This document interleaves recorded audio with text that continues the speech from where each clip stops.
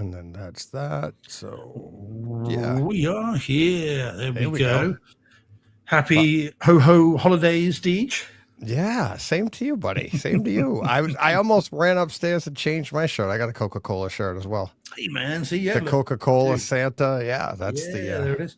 Which of course is the reason that he's red and white. yes. Yeah. Because Yeah, before that he's it was green, wasn't it? Green and was it? white. I didn't know Yeah, what he was before exactly. I don't know if yeah. he had a staple. I didn't know if he had a staple or not, but I did hear that Coca-Cola is the one that marketed it as the red and Mm, white suit, the whole thing, yeah, way back when.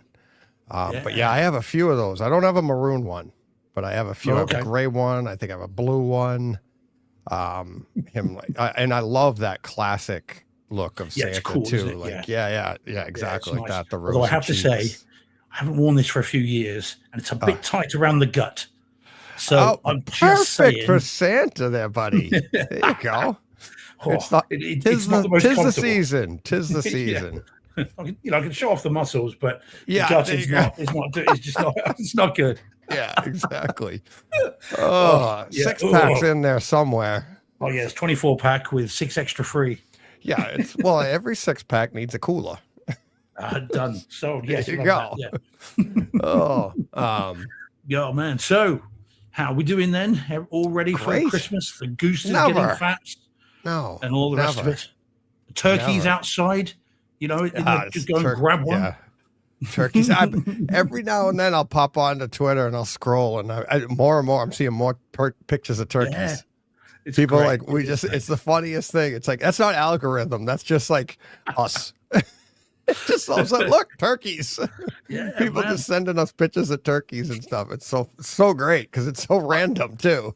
Well, it is. But I was talking to someone on Saturday about it and trying to explain kind of what it is, and they're kind of looking at me a bit, kind of what, I was Yeah, out Saturday night, and they were kind of like, yeah, but like turkeys, and kind of yeah, like me, don't really think about them here. It's just farming, it's just yeah. they just turn up on the store shelves. But to see them wandering around over there is kind of cool, and I just Yeah. love it. Every now and then, every couple of days, someone will send me a turkey picture. Turkey pictures. Yeah, it's so funny. It's so great. Great. Yeah, it's So very, very great. cool. Oh, PF says, I like Paul is good as gold as always. Says, must have shrunk in the wash, Steve. Happens to be this time of year too. Yeah. Paul, yes, what you said. Yep. Yeah. It's damn wash. Yeah. It's, just like, it's like that line from oh, it was Friends, and it was Monica, and it was home videos, and it was, if you remember Friends, Monica was overweight when she was younger. Yeah. And they're like, "Oh my God, you're huge!" And Monica goes, "Well, the camera puts on 10 pounds." And Chandler goes, "How many cameras were on you?" yeah. I love that line. Right. Yeah, it is good. Oh, so good. Yeah, no, it's awesome. So still shopping to do, or is it all done and everything else? Oh God, no, Santa's no, lists complete. no. No. I got some more shopping to do tomorrow, as well as I got some work to do, as I told you earlier. Yeah, it's never really done. It's especially I've been better about it in years past, but this year just not so good. Not so Oh good. man. Just way So behind. are you then the? I mean, one shouldn't be sexist about this, but are you the guy, the man who is rushing around Christmas Eve at gas stations trying to buy whatever's there as presents, or are you a bit more organized than that? I'm more organized than that. Oh, wait, I Oh, mean, even in this year, I'm more organized than that. It's yeah. No, I've in the past I used to do well up until the last couple of years. I'd start Christmas shopping in January, oh and man, bit yeah, late for that. Just too late. yeah, I Too know. late. But I'd do stuff and like put it away, and I'd have so like in November. I'd have in my notes, I'd have in my reminders, like where everything was. Because you'd buy something like Yeah. I'd try to buy something for like either each of the kids or whatever, and like that way when Christmas comes, you're like, you're like ready to go. It's all there, and then you just go out and get seasonal stuff, right? Mhm. It was great. I did that for years, and but it would be fun in November. Like all of a sudden, my reminders on my phone would just pop up and be like, Lego set in the attic to the back right. all right. We, It's like, we like Vernon his pennies and Stand By Me, so yeah, there were all these holes underneath the, yeah. It's just like, underneath the porch. yeah. And it was always like, and then because that ended up happening because I tried the first year I did it, I didn't do that. And I'm like, I know I got him something else, right? And then I'll be like, we'd give the gifts to the kids and everything. And like a week later or even a month later, all of a sudden I'd be getting something out of the back of my closet and be like, oh, hey, go running down. Bike. Hey, Meg, here you go. Forgot to give this to you. Santa made a real mistake here. Yeah. Like, wow, that went in the wrong spot. But yeah, it was. So I'm like, I got an idea. Let's make a note that'll come up in November on where to look. Yeah, man. Like a treasure map. But yeah, and I like doing that. I did. It's like, it just, but what ended up happening, like everything else with this whole house thing, I'd even have reminders in every month. Do that, like, don't forget to try and buy a gift. And then the last couple of years, I'm like, plenty of time for that. Yeah. Oh, crap. Here's the season. Here we go again. Yeah, man. I thank, the whatever is out there and up there or down there, or whoever, the Almighty themselves. I thank my lucky stars that places like Amazon exist. Yeah. So that I can just go, right, do your list, send it to me. I'll go click, and they can bring it to me. Because I hate shopping. I don't like going stores. Oh man, yeah. Unless it's 4K discs, obviously. Yeah. I actually don't mind it. I actually don't mind, especially this time of year. I think it's kind of like part of the thing, part of the season, kind of like rite of passage or whatever into the holidays. And I was actually surprised. I've been out doing some shopping, and I was surprised at how crowded the stores really are with all of that. It's like, because you'd think most people would be like, I'll just stay home and do it, which I think people do, but then you have to go out, especially this time of year right now, like this close to the holiday. But there was, I was in Kohl's, a store over here, like a department store. And it was old school. Like there was a line like around the thing. And then once you got into the line, it was like going to Disney. Now, all of a sudden you go into the back and forth, the roped off area. You're like, wow.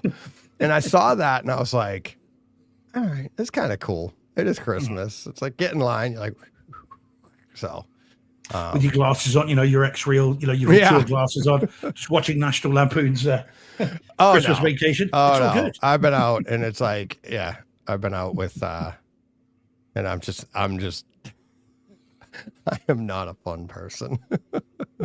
Or it depending on how you look at it. It's like, I'll make comments about other people and be like, I'm very judgmental. The hell's going on over here? What's this going on over here? It's so funny. Yes. Yeah. And I think knowing that, and I'm the same, and I incredibly antisocial at most of the time. And I just can't stand it. People barging into you, long queues, people messing about. I was behind two elderly ladies the other day waiting to get some lunch in this queue. We call them, you call them lines. And she couldn't work a contactless card machine. Yeah. And I'm just like, any minute, I'm just going to snatch that damn thing and do it because it's just drive me crazy. So Amazon, whatever. And other obviously online retailers are available, but just clicking that button and it turns up, done. Yeah. I mean, it's made for people like me, and yet I still do it late. But anyway, rush delivery. yeah, well, exactly. Yeah. Look, roll on the drone deliveries. That's what I say. Yeah, Paul, it's so funny. Paul in the chat saying, he goes, "Were you in line for Santa by mistake, TJ?" I'm like, no, that's exactly what I said. I was actually with Larissa at the time, and I go, "Is Santa at the end of this damn thing?" I was like, because it really did. That's what it looked like, a department store line for Santa. And I'm like, nope, that's just you're lucky enough to be able to pay. Yeah. Well, one guy when we were up at the register walked in the door and he had returns, and he's like, "Where do I go to return this?" And the woman at the end goes, "That line right there." And he goes, "What line?" That way, because it's the same line. Because they'll just help everybody. Yeah. And I was watching this, and he's just like, I'm like, "What are you doing returning stuff before Christmas?" I'm like, that's your mistake. Yeah. God. What did you? I know you worked at a video store, and I know. Did you Yep. ever do retail? Oh Other God, than yeah, that at Christmas yeah. time? Oh yeah, Marshalls. I worked at Marshalls for years, Mm. department store, and yeah, oh yeah, worked there, and yeah, it's brutal. It's brutal, Yeah. God, I but mean, I it's fun. You got that. We used to have a blast with it. The people I was working with, you got the Christmas music playing, and it's like all you can do is just laugh because it's just people are crazy. yeah. It's just crazy. Yeah, So there's a reason. I mean, I worked retail for 5 6 years while I was doing my A levels and then my degree and my postgraduate work. yeah, And most of that time was in a video game store. And at Christmas time, it was crazy. I mean, there's a reason. One of my best friends now, he and I worked there at the same time, and he was like, "You're just like Randall from Clerks. You know, this job would be great if it wasn't for the customers." oh yeah, And oh yeah. man, It's I used to hate them. oh, and I'm like, I just have no patience for people with like zero common sense. And Mhm. it's just, and that's what I think retail actually helped me with that because you have to be nice, right? Yeah. And it's like, you Mhm. can't, it's like, you're like, customer's always right. Okay. All right. And you just look at them and be like, I think if I didn't have that experience, I'd probably be worse in my real life with people. Cause like, if you got no common Yeah. sense, I just don't have patience for that. It's like, Well, quite. Yeah, yeah. yeah, funny enough, that I think is interesting. I think we do. Those that have worked retail, I think, are definitely more polite to those behind the counter. Oh, You know, I yeah. mean, I get annoyed at the people queuing, but I'm Oh, yeah. not, mean to the clerks or Yeah. the shop assistants. Like the one thing kind of I think must be the modern problem is I always think it's incredibly rude to be at the till, the checkout, Yeah. Yeah. and on your phone when you're being served, when you're trying to pay. I always find that incredibly rude. Right. And I always make an absolute thing of, if I get to the front of the line and I'm being served, if I'm on the phone, I'll call you back. Hang up the Yeah. phone, even if it's just paid, because I just think it's just Yeah. polite. I'll have know, my it's a earpiece minimum. in, but I'll Yeah. like if I'm talking to somebody and my earpiece is in, because I'll shop with, if I'm all alone, I'll shop with an earpiece in and listen to podcasts. That way, standing in line's a lot easier. Just stand there, right?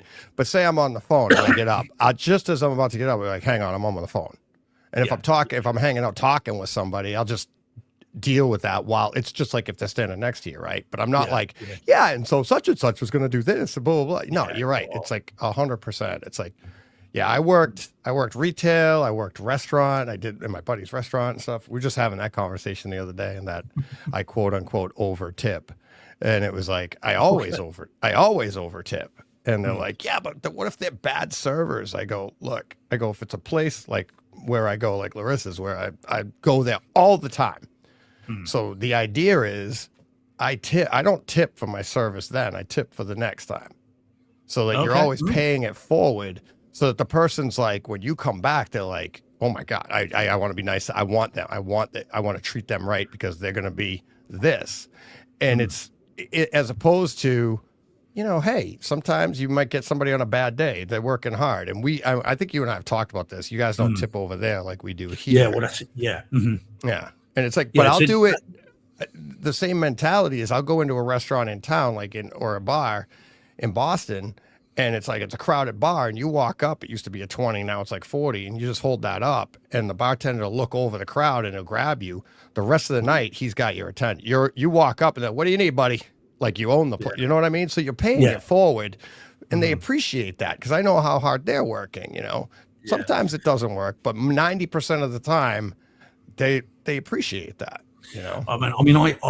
It is probably one of the biggest cultural differences between the US and the UK is tipping, because here it's a real extra thing. It's not expected, it's not anticipated. It's very nice if you do it, but it's not expected. But of course the servers here are not taxed on their tips. The tips are extra, whereas servers there, they're trying to do that here. Preemptively taxed, don't they? No, not preemptively. Not necessarily, no. It's and I think it does vary state to state, but they are trying to get rid of the tax on the tips. But I forget. I think we talked about this before, and I'm a little bit more up on it now because of Larissa's restaurant, and we've talked about it on the show, and that she mentioned it.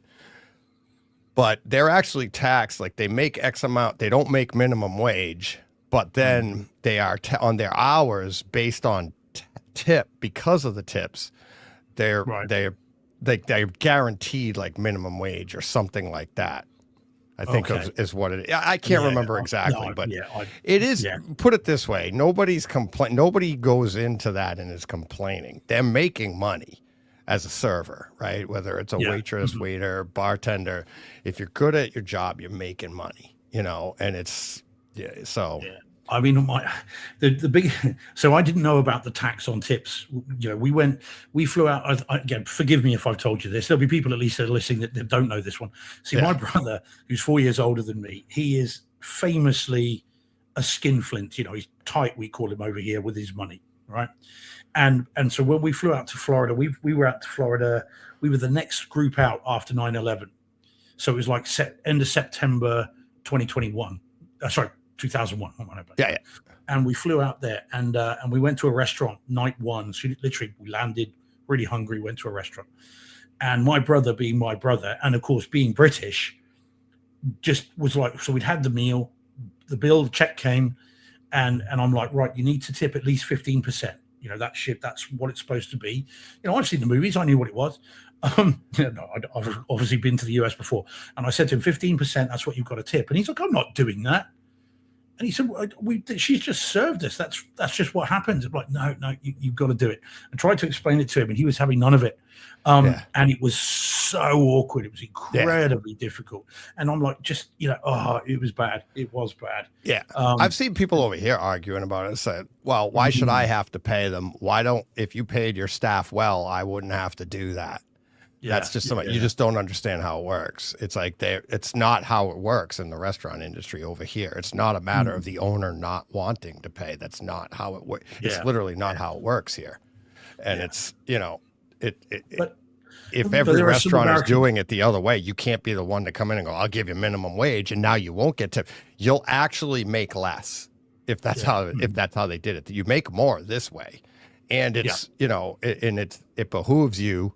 It works both directions. You're more apt to be, work and be pleasant and do your job as fast as you can and do everything you can do. And then the people will tip accordingly and blah, blah, blah. But you do run more likely to come back because you'll get the customer service that goes with that, because they're going to want that sort of thing. So both the business owner and the employees, it's in their interest to give better service. Yeah. He just was not having that at all. But look, that's the opening of Reservoir Dogs. Not every American feels they should tip. Yeah. Oh yeah. I know. I know. Reservoir Dogs. That was great. Let's see. What do we got? Oh, I got a couple of questions. Or not questions. I got a topic. Something that came up while we were the week off. We did talk about it. If anybody heard, I was on HT Guys for a brief stint on Friday. Ara and I talked about it there. And I do have a question for you and the listeners. Okie. Brace yourselves, everyone. Huh? Brace yourselves, everyone. Brace yourselves. So are you ready? Yeah. Are you ready to get to it? Mm-hmm. All right. Let's, where's that book?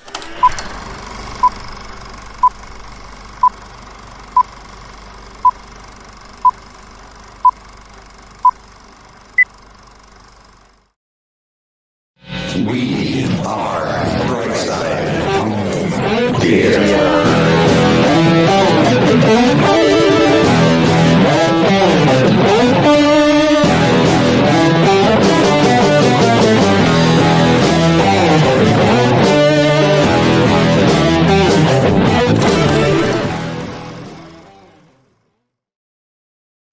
Hey, home theater nerds, welcome to the Brightside Home Theater Podcast, the multi-award-winning home theater podcast that's all about the experiences, the sights, the sounds, the multi-award-winning scenes.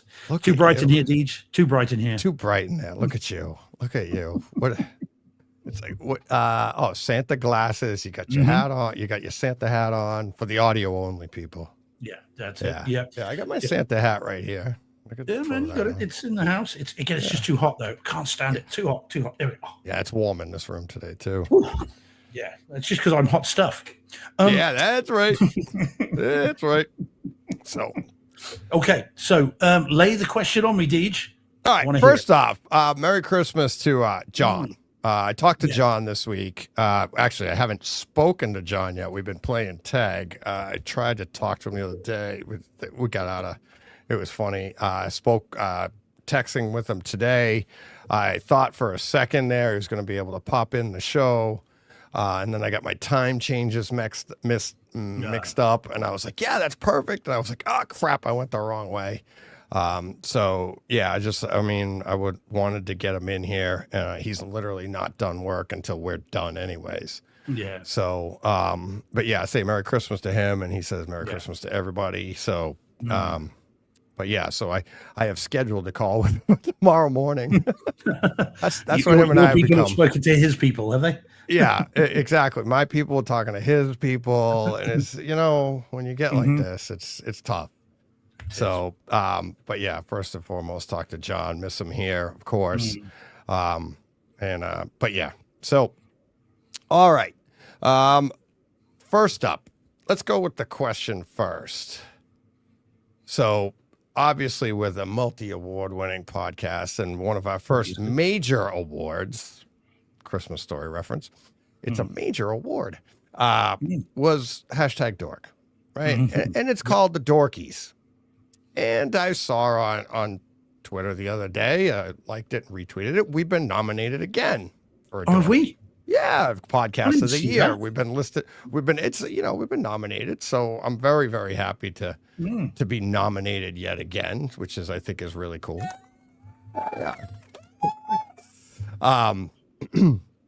Yeah, but they just got the coolest names. Like, Rich has got the Dragon's Lair. That's the name of his theater. They've #dork. It's a great name for a podcast about all the stuff that's talking about. And then they have the Dorkies, right? Which is great. Great name for all their awards. So I was thinking, like, every year we're doing this, home theater movie of the year, to which they actually have an award, a dorky named after us over there. It's the Brightside Home Theater Award for the best movie that you need to see in the best possible theater. Yeah. So that we have an award over there. I was like, what could we call our award? Like our movie of the year? What can we, like, they got the Dorkies. It's got to be something simple. And we can't, it just doesn't work. We can't call it like the BS award. It doesn't work. It's like, that's horrible. It's just like, it's just The self-defeating. Brighties? Yeah, the Brighties. Yeah, the Brights, the Brits. No, Brits. There you go. Well, we've got one Brit. Yeah, we got fine. one. So there's always one in the group. Yeah. Oh, man. Yeah. But I was thinking, like, whether it's us or the listeners, somebody comes up with it, or like, what would be a cool name for the Brightside, like, home theater movie of the year? It's like, what do we call it other than the Brightside home theater movie of the year? So, Yeah. Okay. Shining lights. We've got the bright side. yeah. Okay. I'll have Something to work. like I'll that. have to workshop that. Yeah, we're gonna have to Exactly. So workshop if I figure you put it out to the listeners, we got some time. it. I actually had a fun idea too that I meant to talk to you about before the show, that we will talk about after the show, on what we can do with the, in the future for the home theater movie of the year, which I think is going to be a lot of fun. Are you talking about taking over the Dolby Theatre in Hollywood? We all Yeah. get up and tuxedos, and we Absolutely. award this mother. Yeah, exactly. So yeah, that would Okay. be, so Rachel's got the Bright Siders. Bright Yeah, yeah. Siders. So that would be like Yeah. the top 10 would be the Bright Siders, but then the Bright Side or Bright Side. Brightest, Brightest brighter, movie brightest. of the year. Yeah. Okay. Yeah, it's just Okay. something. Gotta We can workshop get this. creative. We can get creative. So, Yeah, it's very Yeah. cool. so that would Are be we fun. gonna? So is there only the one then? The best theatre, not like the best studio, best. Yeah, know, like but- are we gonna go down the line and say who had the best this, like, that's what the Dorkies are. That's what #dork Yeah. does. That they have a whole bunch of categories. They do all of that, and it's like, I think we need to stay in our lane. They do a great job at that, but I think we need to stay in our lane and just do. I love what we do because we'll bring in, we're starting to mix and mingle the streaming. You know, we've been doing that for years and bringing streaming in, and it's like even at the behest of like, you know, Spielberg and Coppola and, you know, and no, you can't be doing that. Well, and this year, a streaming experience could be very close to, Yes. if not the number one for the first time ever. I'll tell you now, I've got two in my top five. Might even be top one. Oh, see, We'll see. that's I'm the still resting with it. and we'll but see. yeah. Yeah. But well, we'll see. And we'll I just see. got to make sure to drop everyone in the right order so that everything gets ranked correctly. Not like, you know, something. I don't know. Well, we know what number 5 is. Yeah.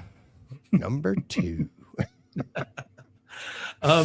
Should we just quickly say hi to everyone in the chat? By the way, we said Merry Christmas to them. Yeah, why don't we do There's that? some We'll say questions hi. being asked, so we'll just want to deal with that super quick. All right, whilst we're workshopping our awards. Oh, we got time. Doesn't have to be today, but you know, people yeah. listen and write in if you have, you know, an idea. Shouldn't they be called the turkeys? That's plus the drumstick. There you go. There you go. All right, so we've got so Old School Kung Fu Films was in first. Hey, buddy, say Merry Christmas to everyone. So yeah, Merry Christmas to you. Christmas.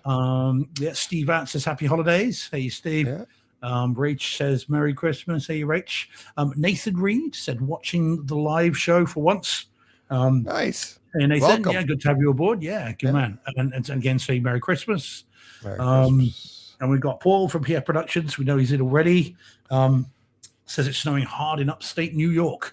There you go. I bet. Said, white knuckle ride home, ready for some HT goodness and a whiskey, perhaps.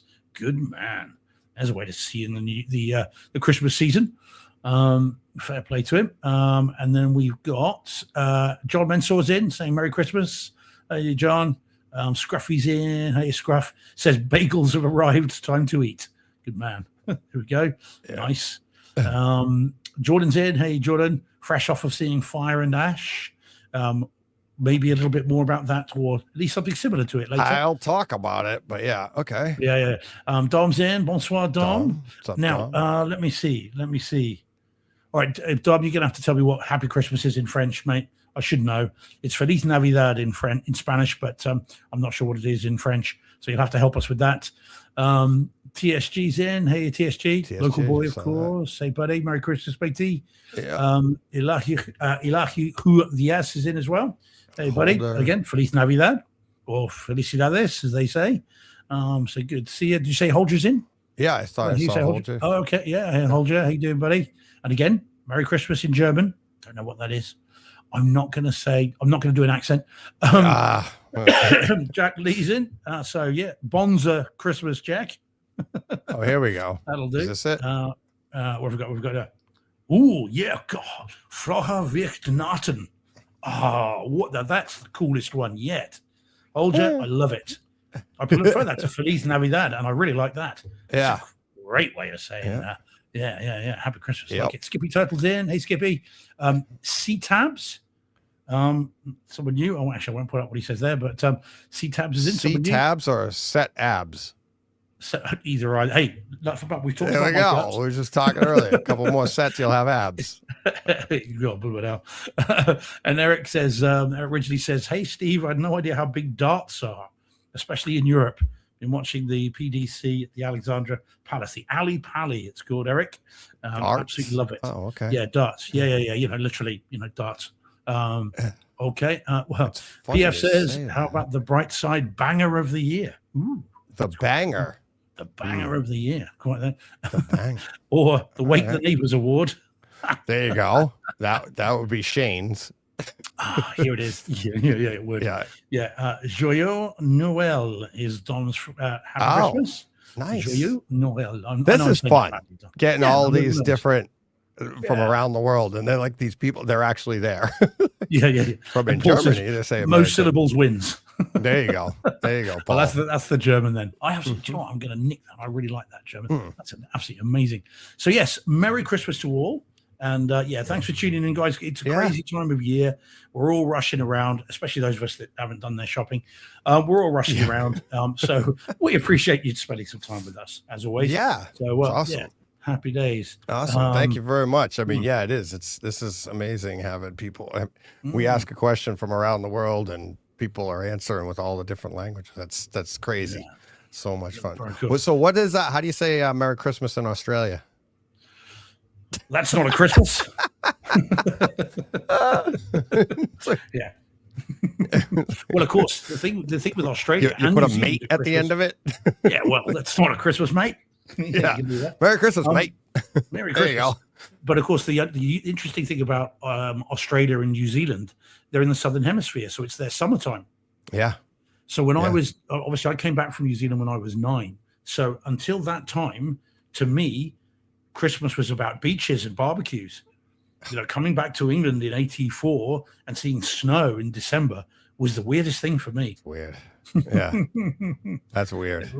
Yeah, Yeah. It just, as I say, barbecue and beaches was Christmas for me.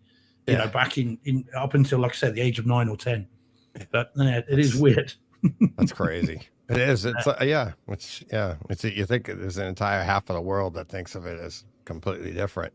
Yeah. Now, when you were down there, did you still understand? Like, is that still the tradition? Like, you understand most people are thinking of it like it was snow and like the backdrops I'm seeing here, or is that foreign to you? Well, it Because was it's really certainly not my fair to pick which one, right? Oh yeah. I mean, it's horses for courses, isn't it? Yeah. You know, one's not better than the other. Right. But I was aware that at Christmas time, you know, white Christmas. I mean, well, again, look, I mean, Yeah. you know, there's snow. You know, it's kind of the idea that that Christmas is white Christmas and snow and presents, and because that's the American influence in the movies. And I Yeah. grew up watching those. So yeah, and of course we used to come back to England quite a bit when we were living over there. So we were aware of what it was here. Right. But yeah, when I came here, I mean, I'd seen some snow on top of a mountain in New Zealand, but until I got here at the age of 9, I'd never seen snow falling ever. Yeah. So that was incredibly exciting for me at that point. Yeah. So yeah, I mean, Yeah. I mean, yeah, you think about it though, it's like most people don't have a white Christmas. That's like the Yeah. rarity because yeah. I mean, close to the equator, no white Christmas. You know, the further away you get from the equator to the north, yeah, you'll get a chance at a white Christmas, but that's literally what 1/3 of the planet gets a white Christmas, has a chance at it. And well, the north rest- or south, of course. well, either the south extremity. doesn't get a. Well, you'd have to go way Very south. south. Yeah, yeah, right. yeah, But at Christmas time, it's summer, true. Mhm, right? Yeah. So Yeah. Yeah. Mhm. yeah, so it's like it's just such a weird like that the marketing just took it in that direction, but Skippy Yeah. Skippy Turtle. Yeah. I'm sorry. Go on. Yeah. Go on. Brightside Kick-Ass Award. Or ass kicked. Yeah, it's like, yep, there we go. Yeah. Um, But yeah, yeah. no, it's just one of those things. But yeah, that's very cool. Yeah. So yes, good to have everyone from all around the world celebrating Yeah, it with us, great. and you know, it's great. Paul talking about, did you know that releasing Christmas movies at Christmas is a relatively new phenomenon? Interesting for you to bring that up, Paul. Nobody has heard it yet. It is recorded and in the can, as they say. But tomorrow will drop the 7th annual Die Hard Christmas special that drops on Christmas Eve every year.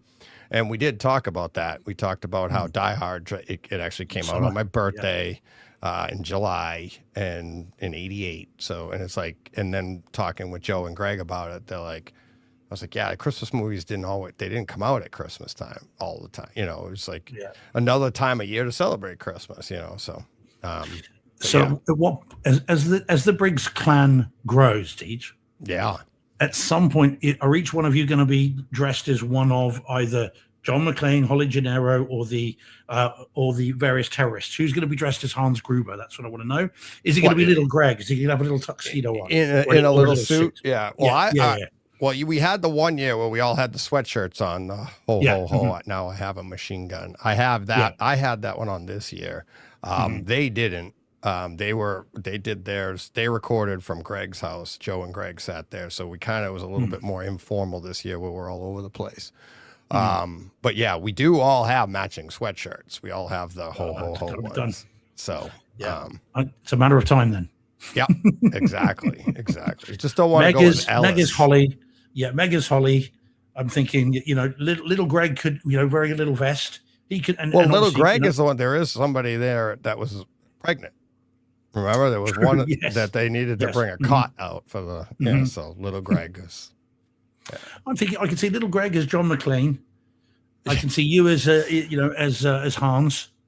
Oh, thanks. I can see that. Yeah, that'll be okay. Yeah. All suited and booted. As suited, all good. booted. Yeah. Rumor has it Arafat buys his there. Yeah. It's all fine.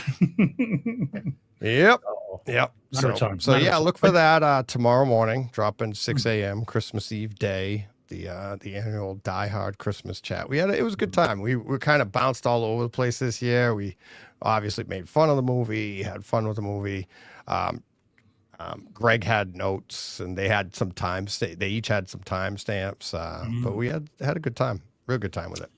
This has got a Star Wars bent to it. John says, "Bright Side of the Force Award." Oh, okay. There we go. Star Wars like that. I like that. That sounds good so far. Yeah, we're getting there. That was it. Yeah, PF says it'd be a good one, man. Sorry. Yeah. That's all right. Yeah, exactly. See, I knew once we put it out to everybody, we'd start they're more creative than us. Yes. Yeah. Well, more minds working on it, the better off it'll be. All right. The news I got. And so Joe called me last week right before I was going to record with Ara. And did you see this news? You might not have seen it over there. It's probably not as big a deal, but Netflix signed with Barstool Sports, 3 of their Barstool Sports top podcasts, Spittin' Chicklets, Pardon My Take, and one other. I forget what it was. They're 3 basically sports podcasts. The Spittin' Chicklets. Have we been bought by Netflix, Stage? Is that what you're building up to? Yes, that's exactly. Where's my 500 million? Exactly. So we got into a conversation, and Ara at first we were talking about it off air. And he's like, let's save this, for the show. And he goes, and we'll get right into it. And he was a little skeptical about it when I first mentioned it to him. But then when we talked about it on air, you can hear him. And he's like, all of a sudden he goes, all right, I see what you're saying there. So basically what they're doing, what Joe and I were speculating at is Netflix has their biggest issue is retaining, subscriptions. Because people will get them, watch Netflix for a month, binge everything they need, and can cancel, right? So how, as a content provider like that, how do you get more stability in your subscriptions and your subscribers? Start signing podcasts, right? And these are all YouTube, so like they'll still be audio podcasts just like us.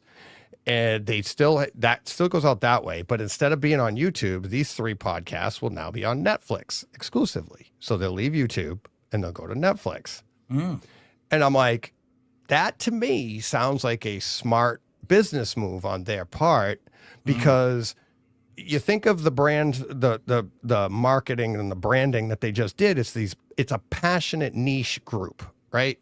Sports fans will be like, if say Spittin' Chicklets has 400, maybe 500,000 subscribers on YouTube, if half of those go over to Netflix, that's, 250,000 people that will not cancel because 24/7 they want to watch Spittin' Chicklets, right? Just like you do on YouTube. So if you already have Netflix, why cancel it? Stuff like that. So I thought it was a smart business idea, but then for Netflix, that is, right? So then, as we were talking, I'm like, what if this grows? How cool would it be if you had an option to go to YouTube or Netflix, or maybe both, or whatever? But how could we not end up on Netflix if the opportunity presented itself? Yes. Okay, so do we then make ourselves the #1 home theater experience of the year? That's what I'm thinking. And the first Brighty goes to the Brighty. Drum roll, please. Us. There you go. But and that got me to thinking afterwards. I was all excited about it, and I'm like, just because it would be like, we talk about Netflix, we do this, and it's just like we're a podcast that talks about the content. how fun would it be to actually be on one of the content providers? But does that, as our, our house lawyer, does that create a conflict of interest? Well, a little bit. Now everything that comes out on Netflix will be like, look at this. This is the greatest show ever. You know what I mean? Like, it's like, yes, it does. It does a little bit, doesn't it? Because we've always said we're not sponsored, but of course we would then be potentially sponsored. Well, no more sponsored than we are by YouTube. We're on YouTube right now, right? Yeah, true. But it's like, but YouTube, we don't talk about YouTube's content. We just are the content, but like some of it. But you know what I mean? I mean, the only way to know would be to to see what their T&Cs are and see what they want to get out of it. But it's interesting. I mean, I agree with you. It brings an aspect of loyalty to from a show going to Netflix that otherwise they don't have. And of course, the other thing is people tune in for a season. Like you say, you binge watch a season. You know it's going to be a year before the next one, so you cancel. But when it comes to most podcasts, they're not seasonal. So they just keep going all year round. So if you want to listen to that, you've got to then subscribe and away you go. So, yeah, interesting. So Paul says, he goes, or maybe you couldn't review Netflix movies because everyone would assume bias. But that's the thing is that, and that's why I thought of it, is like it would actually be biased for us to review anybody, because even though we're not talking about Netflix, what if we give a bad review to everybody else, and thus we're not going to talk about Netflix, but if all of a sudden we start saying everything else stinks, what do you think? That's a biased look, so it's like, because, and that's the point of conflict of interest. Obviously we would never do that, but just Paul saying that as the definition of conflict of interest. If anybody thought we were doing it, that is the last thing we want people to do. Yeah. Right. Yeah. But what we do want, though, is that for Amazon, Disney Plus, Paramount Plus to then get involved in a bidding war for us, Deej. Correct. And I mean, I don't know how much you're selling your soul for. Mine's, I won't be greedy. Let's just say $500 million. I'd take 5% of that. I'll have the other 95% then. There you go. Yeah. And then Paul saying, he's like, I'd miss the chat aspect if it went to Netflix. I would imagine that if anything like this came about, they would try to mirror what's going on at YouTube, just so you could provide the same, atmosphere. Why would you go, like, exactly like you said, Paul? We don't want to go. We wouldn't go if we lost the chat, right? Yeah. You know what I mean? Like, we're like, oh yeah, we could go there, but we can't talk to our listeners anymore while we're doing the show. Well, that's a non-starter, right? You're like, great, we're over here at Netflix for the. And I mean, at first blush, talking with Joe about it, it is just super exciting. I think it's fun, the landscape of things, because it's something I never would have thought of, but here Netflix is, thinking outside the box, trying something new. It's like, and let's see what happens with it. Who knows what's going to happen with any kind of content, never mind podcasts and stuff. I just thought it was interesting. And it's like, but it is funny once you go down the rabbit hole and you're like, all right, we could be on there. And then like, I thought the same thing. And obviously Paul Hurt thinks the same. It's like conflict of interest, this, that. It's like, we're just here to have fun. But at the same time, it's like, oh man. Yeah, no, it is interesting. So TSG says, would Steve become the next Barry Norman? All I say to that is, and why not? Anyway, Barry Norman was a film critic over here, and that was his little catchphrase. Oh, really? That's funny. Yeah. So from the 80s and the 90s. Yeah, no, interesting. Yeah, okay. Plans are afoot. Things are moving. Things are afoot. Interesting. Yeah, it would be years before it got to our level. Oh, yeah. Yes. I think we'd be chasing them, not them chasing us somehow. Yeah. But... well, no, I think, just like YouTube, right? It's like, how did we end up there? And it was funny talking to Ara. And if you listen to Ara on his show, he's like, who cares about YouTube? Why would podcast? People do it. They don't want to see anybody on YouTube. I'm like, Ara, you just described our show. It's like, we started out as an audio, and then we go to, you just go to YouTube for fun. And it's like, and here we are having a blast. So. Yeah, no, that's awesome. Yeah, very, very cool. I mean, I mean, it's interesting how things are going to change. Oh, there's another one. Shining Picks. Shining Picks. Is it the Shining or the Shinning? There you go. Absolutely. Yeah, who could say? Also, shouldn't it be you drop the K? because then pics is like a abbreviation of pictures, as in going to the pictures. We're getting creative now. I got to start writing these down. Let me see. Pull up my notes here. Like so. So what do we got? So we got, what was the Star Wars one that John said? Oh, the Bright Side of the Force Awards. Yep. The BS. Let's see. The BS. Yeah, there was the Awards. BS one, which is great. I quite like that. That's pretty much what we do every week. Talk BS. Yeah. All right. I'm sorry. The Bright Side of the Force Awards. Yeah, we've got the Bright Side Big Banger, which is what PF's come up with on Paul's head. Awards. The Big Banger. Yeah. Big. Yeah. And then you've got the That's Beamers. got too many of our euphemisms euphemisms in it, right? No, it's not bang her. No, oh sorry. Anyway, the banger. That's not fine. Even a euphemism, Steve. Slow down. It's like the sentence. It is a euphemism. But I know what you mean. Well, kind of, yeah. Only if I got a hammer in my hand. Leave that one alone. Okay. Leave that one. Merry Christmas, Sophia. Leave that one right where it stands. Where's the mistletoe, everybody? It's on my belt buckle. Right. Moving swiftly on. What was it? The Beamers. Somebody just said the Beamers. Yeah. Yep. Sounds a bit more like BMWs. No, I had another one for that. I thought. Don't do it. Don't do it. Don't do it, Deej. Step away from the mic.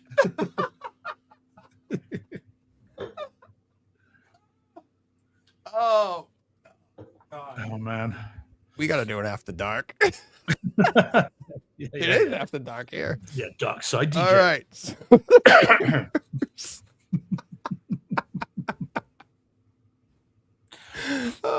If John's driving, he just drove off the road. Yeah, that's it. Yeah, I would have done the show, but I'm now in hospital and in traction.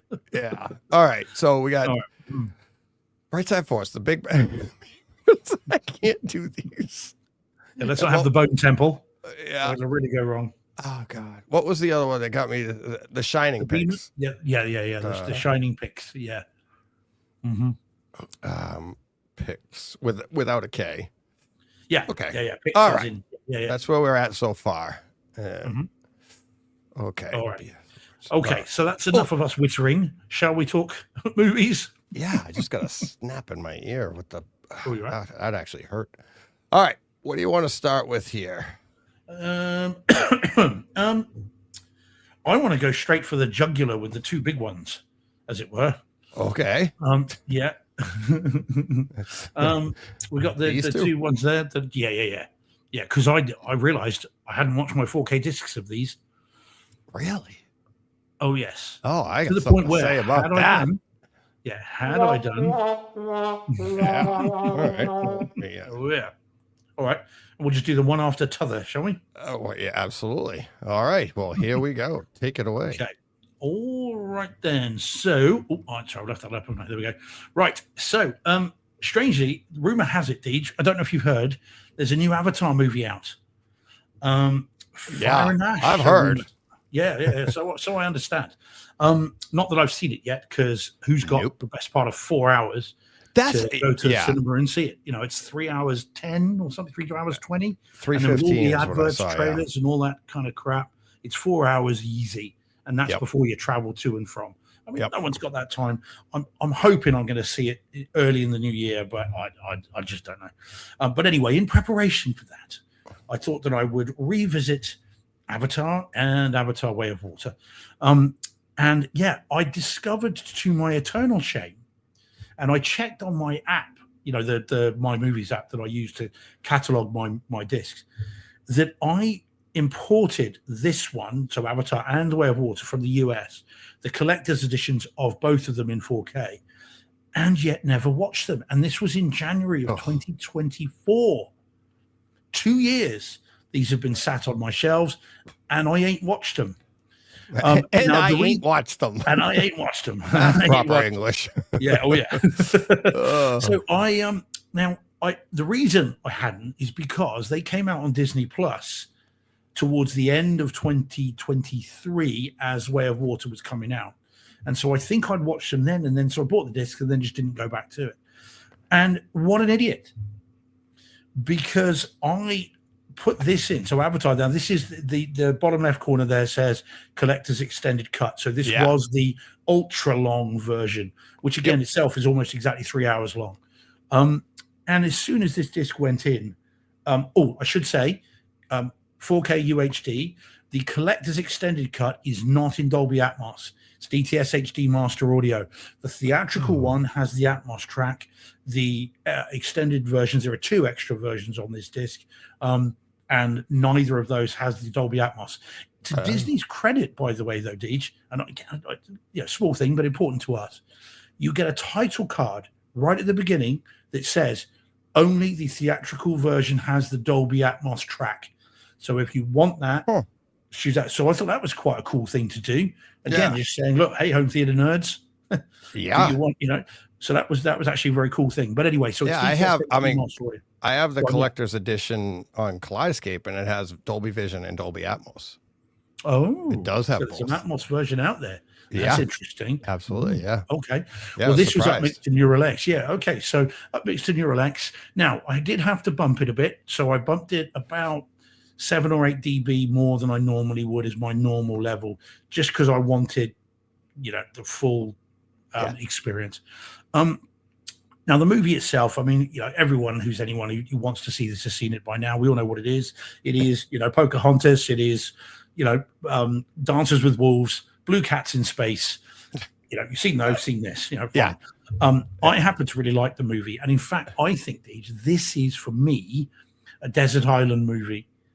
This is one of those films that I could watch stranded on a desert island and never get fed up with it, ever. I genuinely really like the first one. Yeah, the first one. Yeah, I'm only talking the first one at the moment. We'll come on to Whitewater. But this is a desert island movie for me. I could watch this movie endlessly and never get bored. I don't know really why. It just speaks to me, this film, in terms of its visuals and everything else. I just really, really do like it. So watching this version, I mean, this is the version to watch. It's got a lot more information, a lot more character stuff. It is a lot better. And anyone wondering, that there is a whole sequence on Earth at the beginning that's not in there. There's a hunting sequence. There's an interesting insurgent sequence, which I had never seen before, where you realize what the Na'vi have been doing, which gives Quaritch his reason to go after them. Now, that's missing from the theatrical one, and I thought that was actually really interesting. So it's a better film. This is the version to see. It is really long, but it's really good. So, audio and video.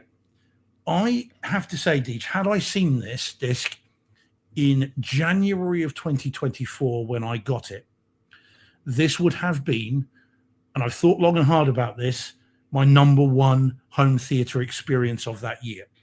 January of 2024. So a year ago. Yeah. Had we got to December of 2024, this would have been my favorite one. You think? This is stunning. As a disc, it is stunning. The 4K UHD HDR is on the first one is never less than picture window 3-dimensional.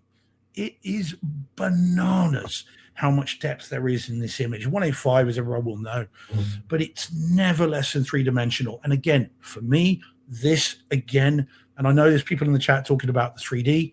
To me, this obviates the need for 3D. If you've got 4K HDR and a decent screen and it's set up properly, you do not need 3D. This is the one that convinced me, because you'd been saying that to me for years. I loved my 3D, watching my 3D and with my Sony. Loved it.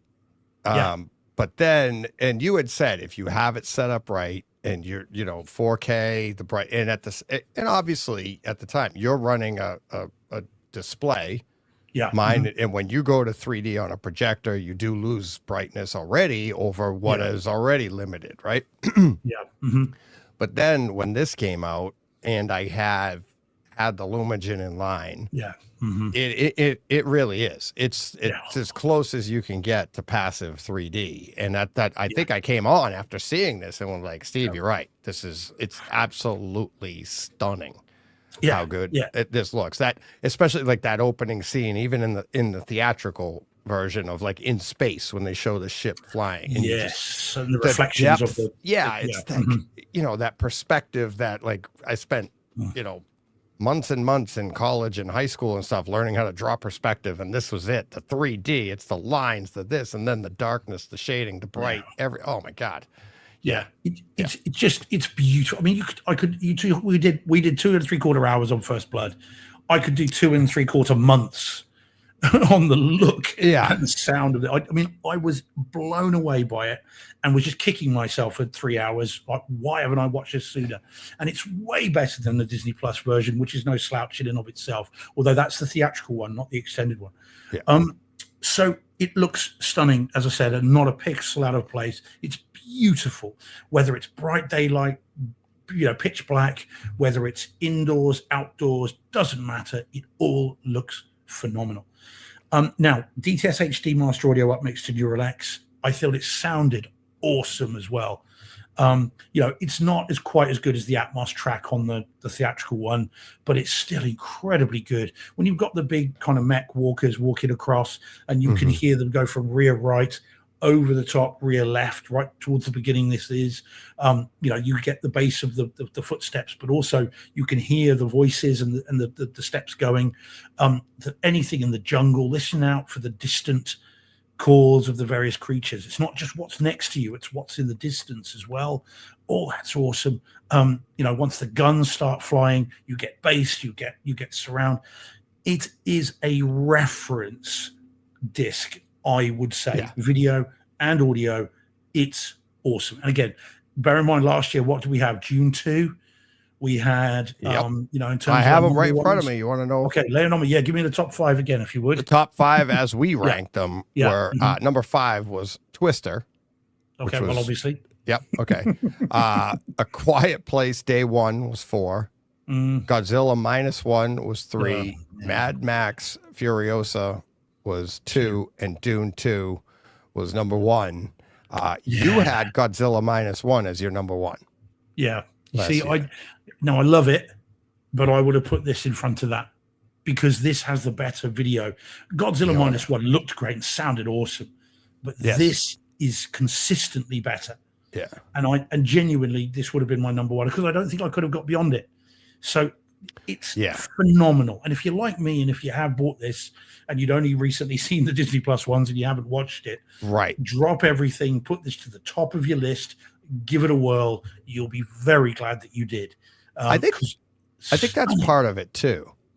I think like when you watch something on streaming for so long, and like you said, it's one of your favorite movies, it's easy to pull up on streaming, and streaming is so good, right? That you forget. It's easy to forget, I should say. Oh my God. Yeah, that's right. It's easy to forget that it's like how much better physical media can be. So you're watching it on streaming, everything's great, and then you go to physical media and you're like, oh my God, it's insane. And I was just explaining that to somebody, I forget who it was the other day, about upgrades and knowing like the important part, like how to judge a good upgrade or something like that. And it's like, we all, especially in home theater, and we were actually talking about something, I forget who it was, but we were talking about something, it was outside of home theater. And pretty much like everything I do in my life, I relate back to home theater. Yeah. And it's like, because it is relatable because everything we do. But so when you upgrade a piece, you always get that, obviously, like not buyer's remorse, but buyer's biased or whatever. What do you be like? You want it to sound great or look great, right? You just spent some money. You did your work. You did your research. You get it home. You get it installed. Whatever it is, the more expensive it is, the more you want it to perform well, right? So, and Tom Andrew talks about this all the time, and he's right, because we'll sit there and be like, we'll just be in awe of what we just did. That's not the proof to me. And especially with my experience, it's when the proof happens, if you could do this, it's not when you first install it. Live with it for a month or two. Then go back.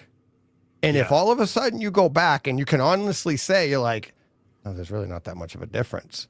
then you know it wasn't that much of an upgrade. But if you go back and you go, oh my God, that is awful. And most people can't tell the difference. And this is where I say, like, and we've said it a bunch, that like everybody's like, oh, it's just a 1% upgrade. Yeah, 1% up is no big deal. 1% down, huge deal. Huge deal. Because now you can't live with it. You're like, that looks awful to me. And everybody's like, what are you talking about? That looks amazing. Not to me. I know what better is, and I need that. And it's like not to be selfish and not to be like, you know, cocky or whatever it is. But once you've learned something, it's hard to unlearn it. Right. And that's the fun part of home theater is you've trained your mind. You're an audio file, video file, whatever it is. Be proud of that. It's like you've done a lot of work.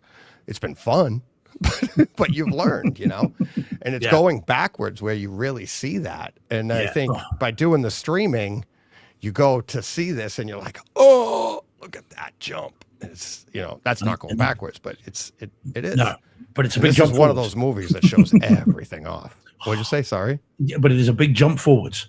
Yeah. Not going Yeah. backwards, jump forwards. No, I mean, I don't get me wrong. I mean, there's some people in the chat, and I get it, guys. TSG, Scruffy Kingman, you know, saying that they really didn't like the movie, and I get that because it is derivative. You know, the story has been seen and done. This is why I say, you know, Pocahontas, Dances with Wolves, you name it. The story is not new. No. But the presentation of it, be that, and I'm not I mean, well, I am talking the CG, but the presentation of the disc on this is so good. It transcends that story. It becomes its own thing, and I love it for that. And as I said, I could watch this film endlessly. There's not many films, certainly 3 hours long, that I think I could watch 2-3 times in a row. But this is definitely one of them. And each time, that 4K, that you know, Neural X is just awesome. So I loved it. I mean, I really do recommend it. And again, I mean, I think TSG said he got a migraine watching it because of the 3D glasses. And that colored his view of it due to the actual pain. Well, if you haven't seen it since TSG, I'd suggest you go back and have a look at it. You might. Well, I was going to say, but does worth a TSG know that if it's the regular version, you don't have to wear the 3D glasses? Well, this is it. Yeah, I mean, hopefully he does now. Yeah, yeah. Don't put them on for that because it will be weird. That'll bother my eyes too. So flat. but yeah, I was blown away by this. I had such a blast. 3 hours flew by, and again, I could have just started it again. Yeah, loved it. Now you make me want to go and watch the extent. Yeah, because I highly recommend it. All right, so all right. Do you want to just do the next one, D? Should we just do that? Yeah, we'll just slide on over here. Okay, then. So moving over onwards and upwards and sideways, we then get Avatar: The Way of Water. Wouldn't you know it? So this one, then, this is just the theatrical one. The disc of the 4K disc of this, which I bought at the same time as the first one, does not have any additional scenes included.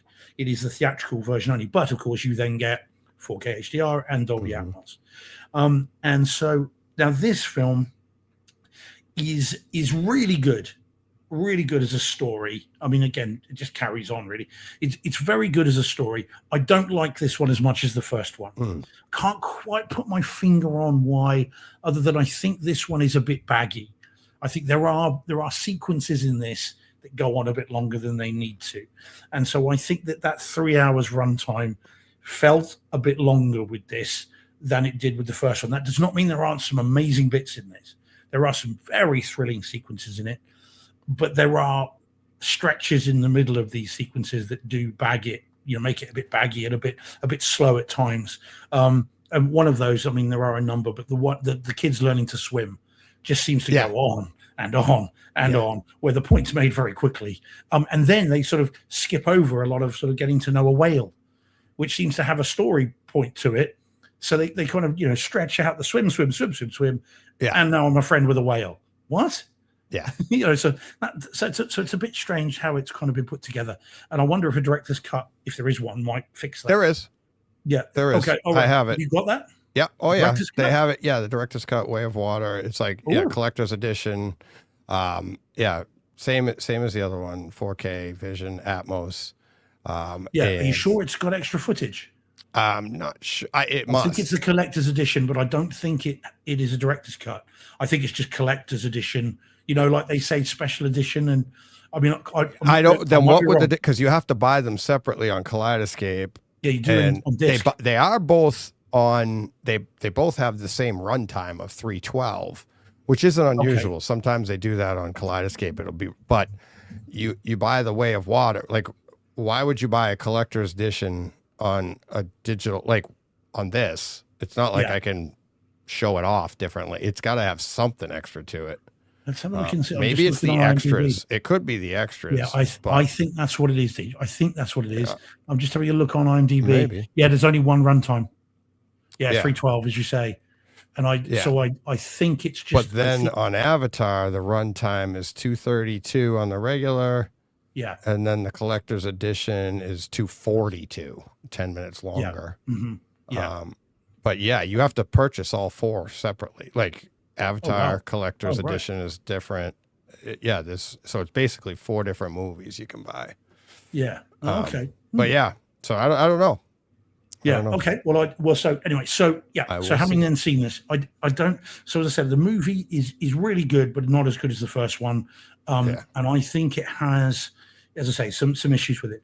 Now, in terms of its AV, I also think, by the way, bizarrely, because of the length of time between the first one and the second one, again, this looks and sounds really good. But I don't think it's as three-dimensional as the first one. Certainly not consistently three-dimensional. Yeah. And I also think the audio, again, really good. There's some amazing bass in it, and some nice development. But I also think it's not often as good as the first one sounding either. It's probably still a reference version of this movie, Yeah. but it's not as it's not as jaw-dropping consistently as the first one is. It's still really, really good, but doesn't blow your mind, or it didn't blow my mind like the first one did. So, and what do you think of that, Deej? Would you agree with that? Is that Yes, and I was just going to say, I was like, I think that's part of the issue. It's like a lot of the first one is the aura of the first one being like, the 3D when we saw it in theaters and how it was like revolutionary, and you just, oh my God, they've changed. Cameron did it again. He's changed movie making, and then the story was captivating, and now you come to The Way of Water and you're like, all right, the story wasn't as captivating at all. And to your point, it's like, it feels like less of an actual story with some like, look, kids learning how to swim. Like, that's not an add-on that's going to be like, bring people to this. You're not walking out of there going, oh my God, I don't want to spoil it, but wait till you see these kids swim. Right? That's not like a big thing. It's like, what do you, and oh, by the way, one of them has to wear an oxygen mask. Oh my God. It's like, I remember seeing this in theaters and feeling disappointed. Right. Yeah. And now leading up to this year, I'm like, it's just, yeah. And that is something that's concerning me as well, I must admit. yeah. And and then I saw the runtime yesterday and I was like, that's a non-starter. Yeah. I was already hesitant to see it in theaters because I haven't heard any word of mouth. You want to stick with Way of Water and we'll get to that in a minute, or what do you want to do? Can do. Well, yeah. Are you, because you haven't seen it, have you? The next one. No. So we can just talk about that as we're talking Avatar, same things. Okay. Yeah. Have you seen it?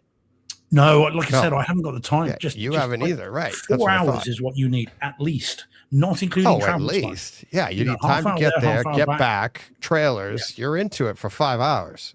Yeah, which is, this time of year is just, like I say, it's a non-starter. I mean, I'm hoping to maybe squeeze it in. I mean, like I said, I'm in London next week, and I thought, I'll go and see it on the biggest screen in Europe at the BFI IMAX in London. Oh, yeah, £30 a ticket, but, great. But then I'm only there for a couple of days. And so 5 hours out of that 2 days is, again, it's a non-starter. So I think it'll be a case of, I might see it early in the new year, maybe. I don't know what is there to drag you to the theater for that? Like, what are you dying to find out? Right? Like, that's it. Yeah. Nothing. There's nothing compelling. Because it's a middle film. Yeah. It's I'm not, and believe me, I'll buy it when it comes to home. Yeah. Oh, yeah. It's a day one purchase for me on Kaleidoscape. I'm looking forward to seeing it at home, but it's not like, I mean, at least with like, when Star Wars comes out with a new movie, you're like, all right, what are we doing? What's the hook? What are we going to get in here? I don't want to miss this because there could be something big. Maybe there isn't, and that happens. You come out and go, oh well. But there's always something with this. It's a third in the trilogy. It's like the second one was disappointing, and I haven't heard anything since. I haven't heard any word of mouth, good, bad. I haven't heard anything to be like, you've got to get out and see this. Yeah, I mean, apparently it's had an A+ audience score. It's the worst of the three critically, but not. No one's bombing it. No one's panning it. But I think there is a bit of we've seen this before type thing. Yeah. But I think it had an A or an A+ cinema score from the audience, which normally suggests it's good. Yeah. And it's done very well at the box office in its first weekend. It's not broken the record of the first one or the second one, but it's still doing well. So I think people do like. I know Jordan really enjoyed it, but he enjoys everything. Yeah, he's man after my own heart. Absolutely. Mr. Brightside. Yeah, exactly. But the problem is this is supposed to have been part 3 of 5. It's not a trilogy capper. It's supposed to be the middle one of, again, 5 movies. So I haven't heard of any cameos. I haven't heard of any twist endings. I haven't heard of any, it turns out they're not dead all the time, as far as I know. Like, what are you going to do for a cameo in this that's going to drag you? And short of Sir Alec Guinness, like, what are you going to do? Like, if he showed up, I'd be like, all right, that was cool. I got to get there. It's like, you know what I mean? Like, we've got permission from the family, from his estate. We've redone it. And it's like, short of doing something like that, like, what are you doing? I've got it. Terminators turn up. Yeah. Yeah, exactly. Or you tie it in with Predator, or they all show up. Alien, Predators, Robocop, Terminators aliens. Come running up from behind, and you're like, yeah, exactly. But actually, Terminator, he was a Terminator. Yeah. What's the Na'vi for? Come with me if you want to live. Yeah. I don't know. Does our podcast reach Pandora? Yeah, it's a matter of time. As soon as it hits Netflix. Yeah, let me check our analytics here. Okay, so Panama, Peru. No Pandora yet. Yeah, we're just not there. We've not made it. We haven't made it there yet. Yeah, it takes 7 years to get there, Deej. It's only just arriving. Exactly. Exactly. Yeah, I've been doing this 7 years. Yeah, man. Yeah, coming up 7. So they're just listening to it. Just hearing it for the first. We got 7 years from now. We'll get our answer. Yeah. Somebody in the chat's making a note. 7 years from now, say message from Pandora. Pandora says, and we'll be like, "What the hell does that mean?" Yeah. What the hell's Pandora? So so I must admit, there is definitely an apathy to seeing the third one, as well as the 5-hour, time suck, as it were. So but I do need to see it, and I mean, I'll buy it, as I said, when it comes out. But part of me is thinking, could probably wait, and if it looks as good and sounds as good as the first one, then hey, So I might end up doing that. I really might. Well, that's the thing is, and these come out, and it's like, Way of Water comes out, and it makes you go, all right, I can watch the first one over, or I can watch Way of Water. I'm like, you're gonna watch the first one. It's riveting. Yeah. It's great tech, great home theater experience, and for a movie of that length, you really feel like, especially after The Way of Water, you're like, no fluff, right? Yeah. It's like, even with the extended edition, you're like, no, this is good. So I don't know. I just can't wait we've said it before. I can't wait for Cameron to get off of this and do something fresh. Yeah. He's got plans. He's got things to do, and he's such a singular filmmaker. It would be good to have him back behind the lens of something a bit more, a bit different, as much as I love the first one. Let me just say hi to a couple of people and just deal with a couple of things from the chat. So Mark Perkins from Twitter's dropped in. Hey, Mark. Hey, buddy. Mark popping in. Always says hello. Says, yes, I did check out the upside down waterfall in Anaconda. Superb. So, great. Yeah. So Merry Christmas, Mark. Very cool. Hey, Paul just says the largest IMAX screen in the world is in Leonberg, Germany. Okay, Soldier, right. I thought it was at the BFI Okay. in London. I'm stand corrected. There you Thanks go. for that. I appreciate that. And TSG says, isn't The Hook a Doomsday trailer? That trailer, the first one, I've seen two now. The first one, which is with Steve Rogers, is on IMDb. So they have relented and released it online. So you can see that right now. And in fact, I did watch it again before we came on. What was this? The Steve Rogers trailer, you said? Yeah. It's only a teaser. It's very short, but Okay. it's on IMDb now. So it'll be online. The second one is Thor. Okay. Which is Thor in the forest with Stormbreaker. Interesting, not Mjolnir. With Stormbreaker in the forest, praying to Odin to give him the strength to do what he must, and with intercut with bits of him and his daughter Love, of course, from Love and Thunder. Yeah. So we've got Steve Rogers, who's got a baby. We've got Thor, who has his young daughter.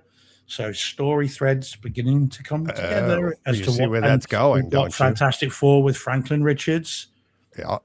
baby. Baby. But we also have Tony Stark's daughter. Yeah. Don't forget that. So Doom's plan is becoming a little bit clearer, I think. Yep. So yeah, Yep. interesting stuff. Yep. So there we go. Going after the youth.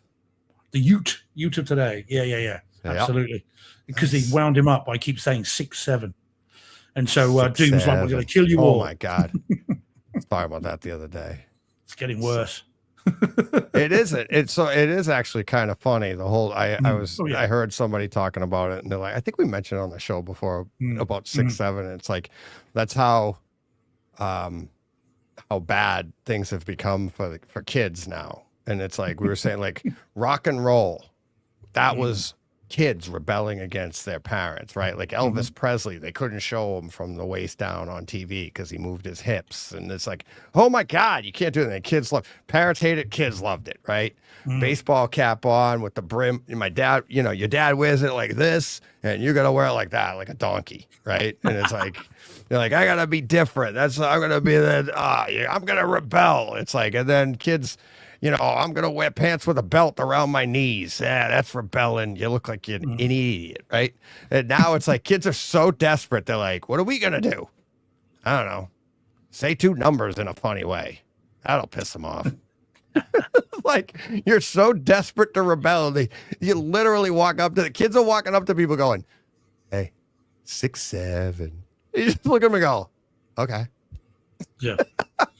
13. But yeah, exactly. Yeah. I got one for you. Calculator. When I was a kid, it didn't end in a 7. Again, I'm going nowhere near that. Yeah, exactly. But I heard a tale of a teacher. See, teachers apparently have got issues with it. See, I don't get that as a lecturer. I'm like, kids have some fun. It's fine. But apparently, I heard a tale of a class the other day where someone in the class said 6'7", and the teacher went ballistic. Right. God, kids today, you don't know what's good. You don't know what's funny. It's ridiculous, and went absolutely bananas. And this was in a secondary school. So you're talking kids 12, 13. I think they could be saying a lot worse. And but that's it. You just played right crazy. into it. You just played right into exactly what they want. Whereas if you just go, you say it back to them, or you just keep doing it. You do it back to them, like 6'7", 6'7". I'm getting that as my next tattoo. You're like, kind of kills it on the vine right there for him. But this is the thing. It's like, I just couldn't get that at all. But yeah, that's what I was told. Yeah. So there we go. But so Avatar, at some point. I give it a 6 or a 7. So, but the first one is absolutely. fire, as the kids say. Fire. Fire and ash. Fire. There you go. All right. Alrighty. Okay.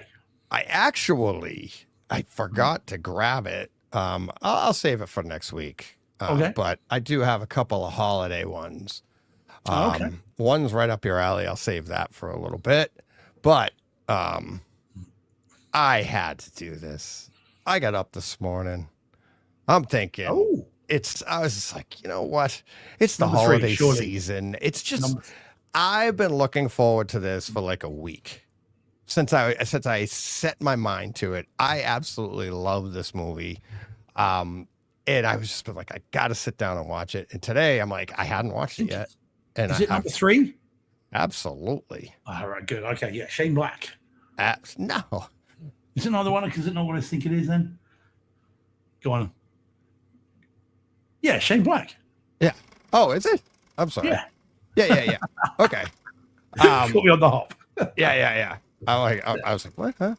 Huh? Yeah. So we are talking Iron Man. Yeah. Shane Black.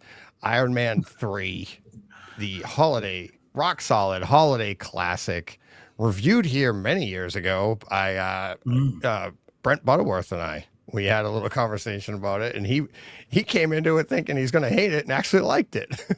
Yeah. So, it's a holiday movie. It takes place at Christmas. They mention Christmas many, many times throughout the movie. Yep.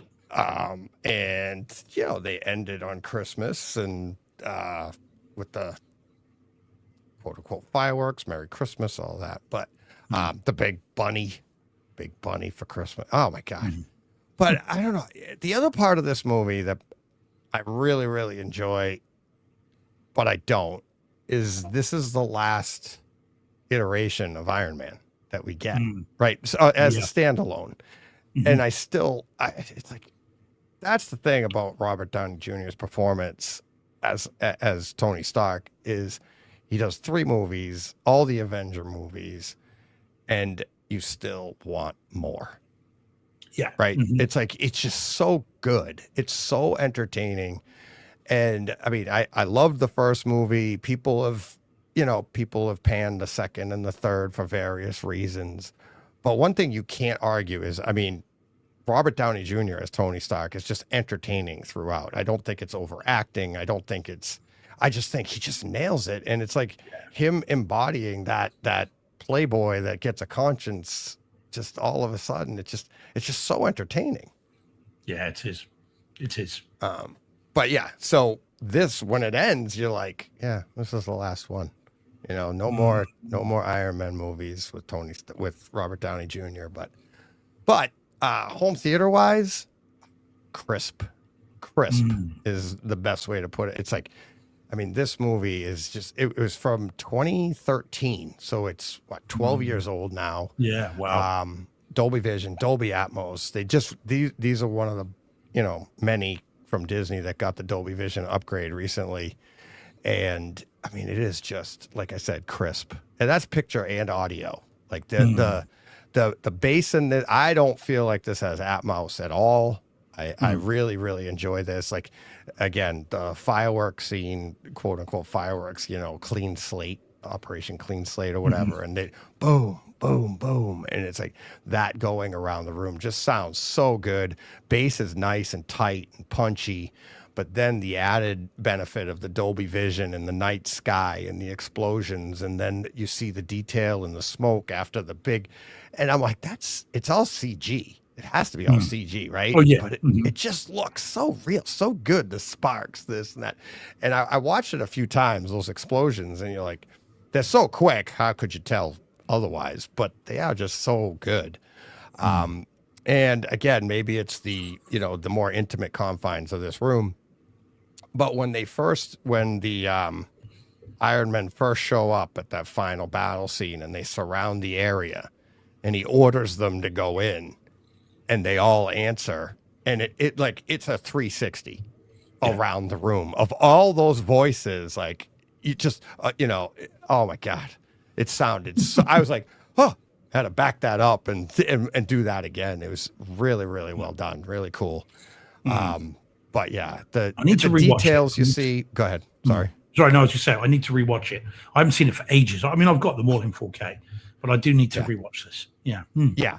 Oh yeah. I think you'll really enjoy it, especially not having seen it for a while. It's the details that I'm seeing like when he slides in the ocean, right? When he comes under attack, the details that you see of him going underwater, him on, still before he's gone underwater, the debris and everything like that. Oh, there's another detail I hadn't seen or noticed before, is that the opening scene in the Swiss Alps, and the what's his name, Killian on the roof, and you see the Guy Alps in Pearce. the background. Mm-hmm. I hadn't noticed like the detail that I could see back there before. Yeah, And then that was when they first showed him. And then at the end of that opening scene, when they show Killian up there and the fireworks are going off for New Year's Eve, you could see the Alps again. But it was like, yeah, it was, yeah, really, really good. Really cool. But yeah, I think I hadn't seen this one in a couple of years, I think, for Christmas. Yeah, it's but been a while for me too. Like I said, I do need to revisit it. I read something interesting today about Civil War. Did you know? I mean, again, look, this might be complete nonsense, and so we'll call everything from now is allegedly. But I read somewhere that apparently Disney didn't want Downey Jr. in Civil War because they were like, it's too expensive. It's going to cost the earth. We don't need him. Let's not do it.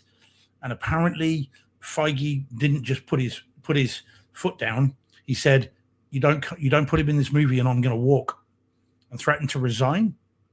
oh, wow. So they were like, you're going to have to stump up. We want this. I mean, bear in mind how good Civil War is, because you've got Iron Man versus Cap and all the various super friends. Yeah. Without Downey Jr., it's a different movie. Well, The whole film is about the betrayal. the two of them. Yeah. They're So the it two, might be nonsense, but that's what I read. They're 1A, 1B as leaders, or, 1A as in, and 1A. It's like, because you can't really rate them. And I guess they could have rewritten it without him and had it, a different type of story, but it would have. Yeah.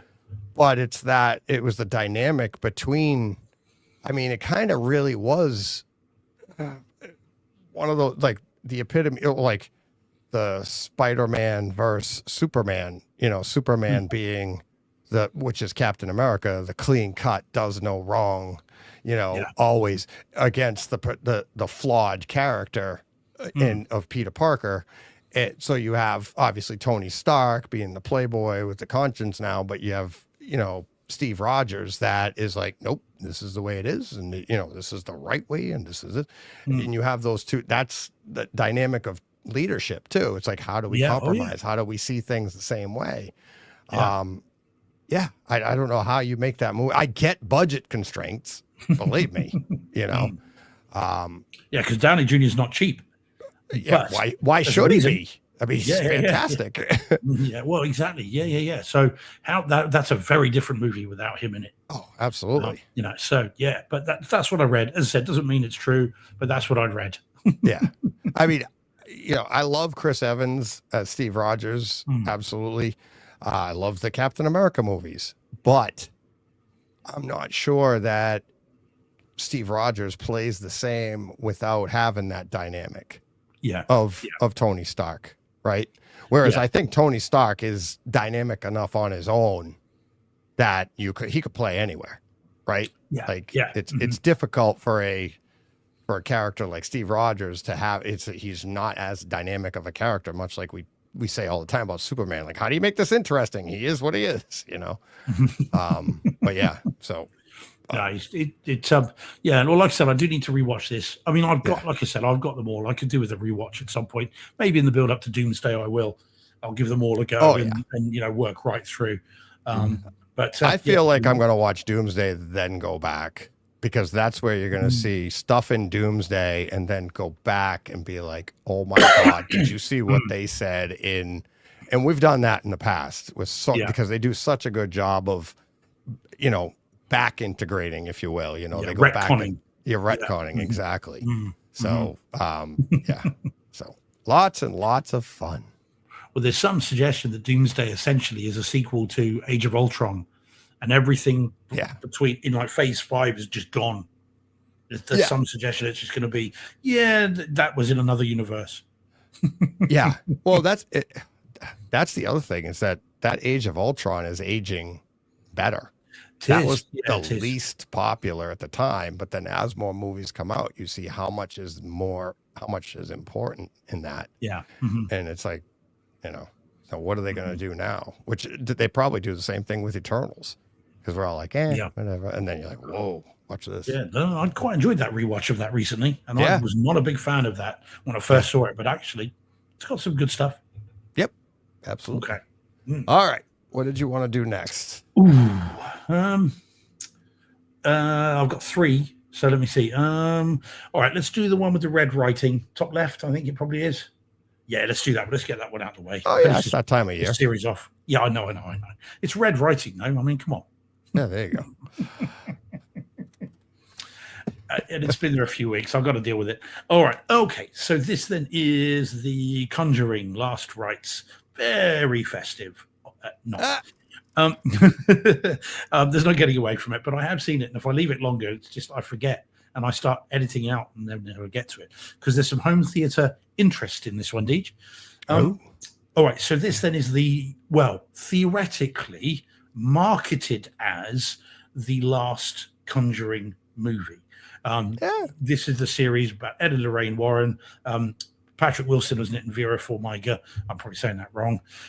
Who are, the Ed and Lorraine Warren real life ghost hunters in the 70s and 80s. And this was marketed as the final movie with these two, hence Last Rites.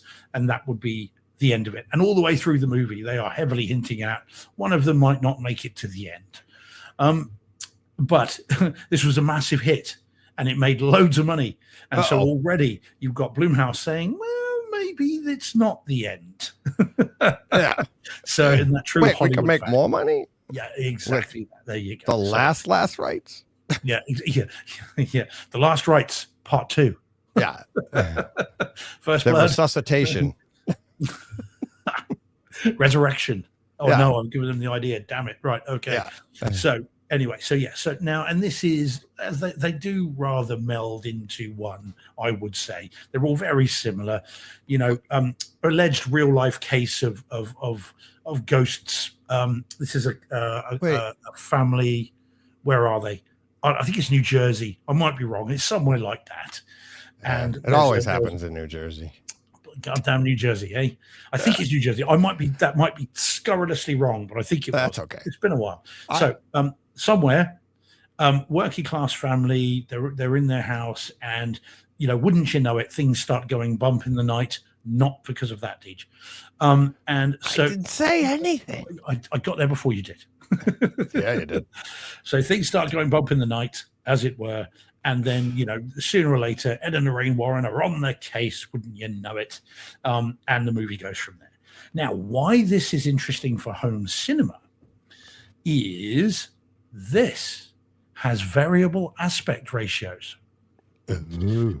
And it's not on the box. Eh? So it does not say on the back, because believe you me, I looked. It does not say on the back that it has variable aspect ratio. So no one was more surprised than me to get into this film. And then kind of randomly, out of nowhere, it goes full screen and then comes back again. I mean, it rather undercuts the tension, though, because something visual is going to happen when it goes whoosh. Yeah. And then, within a minute, then something. So it rather does undercut the tension. Not that there's a lot of tension in these movies, because they are, to quote Mark Kermode, a critic over here, they are quiet, quiet, bang movies. And if you know how these work, you know what's coming. Yeah. Again, these Exactly. are not that, right? So quiet, quiet, bang, quiet, quiet, bang. You know it's coming. But this gives it that added signpost of full screen. Yeah. So just cut that sounder. Quiet, quiet, bang, quiet, quiet, bang. You know what's coming. Oh gosh, double entendre disease. So that is interesting, and again, as with many things, I'm assuming that this is IMAX footage or something like that. So suddenly, then you get a leap in detail as well, and there's some quite interesting things in it. The audio is Dolby Atmos, and as with all of these movies, when the what hits the fan again, the excrement hits the rotary oscillator. Defecation hits the rotary oscillator. That's the one. When it does that, you then get surround. Everything's going all around. There's decent bass. You've got all the things being thrown and mirrors breaking and all this stuff. And it sounds exactly as you want this to sound, which is aggressive-ish. Bassy, decent. It is what it is. But as I say, the most interesting thing about this is the variable aspect ratio. It does change the dynamic of the movie. Only those who've seen the others and who give a crap need to see it. It's not one that that it's not so good that you drop everything and see this. But if you like the others, if you've got the others, and I have, then this is a decent entry. It's just not Yeah. it's not earth shattering. It's just okay, but the extra value of the variable aspect ratios makes it worth seeing if you're into this kind of thing. But It there's lots of better enhances the horror movies. experience, is what you're saying. Yes, it does. Exactly that. But it's not enough to then, as I said, it doesn't make it a must see. It's for those that like this stuff only. But if you do, it's worth seeing. It's worth picking up. And I think it's Okay. £20, I think, something like that. Maybe $24.99. It's not super expensive. Worth a watch. But Deej, don't you bother. Yeah. You've got loads of other Let films me to see just see. before Let's this. see what we got here. Yeah, Kaleidoscope. Conjuring. Okay, you. Mhm. Oh, I can't spell anything right. Where is it? There we go. Last rights. Mhm. Oh, $14.99. Dolby there Vision, you go. Dolby Atmos. 2 There you hours go. and 15 minutes. Yeah, it's a longer one. Yeah. That's There's a whole story before we get to them getting involved in this. Yeah, so it's a long one. But Okay. But I wouldn't honestly, Deej, there are other movies for you to see before you get to this one in terms of horror movies. There are better ones. There'd be better ones this year. But it's worth a see. The title alone, it's kind of like an oxymoron now, no? Mm-hmm. The Conjuring, Last Rites. So you're conjuring the dead that have already been given the last rites. Am I wrong? Well, yeah, but it's not. The Conjuring, of course, is a series, so that refers to the very first one.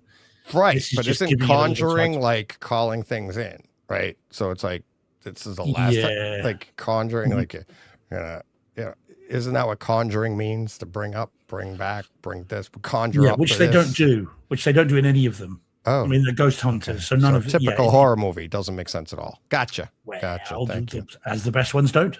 Yeah, exactly. Yeah, so- The more you explain, the less interesting most of these horror movies become.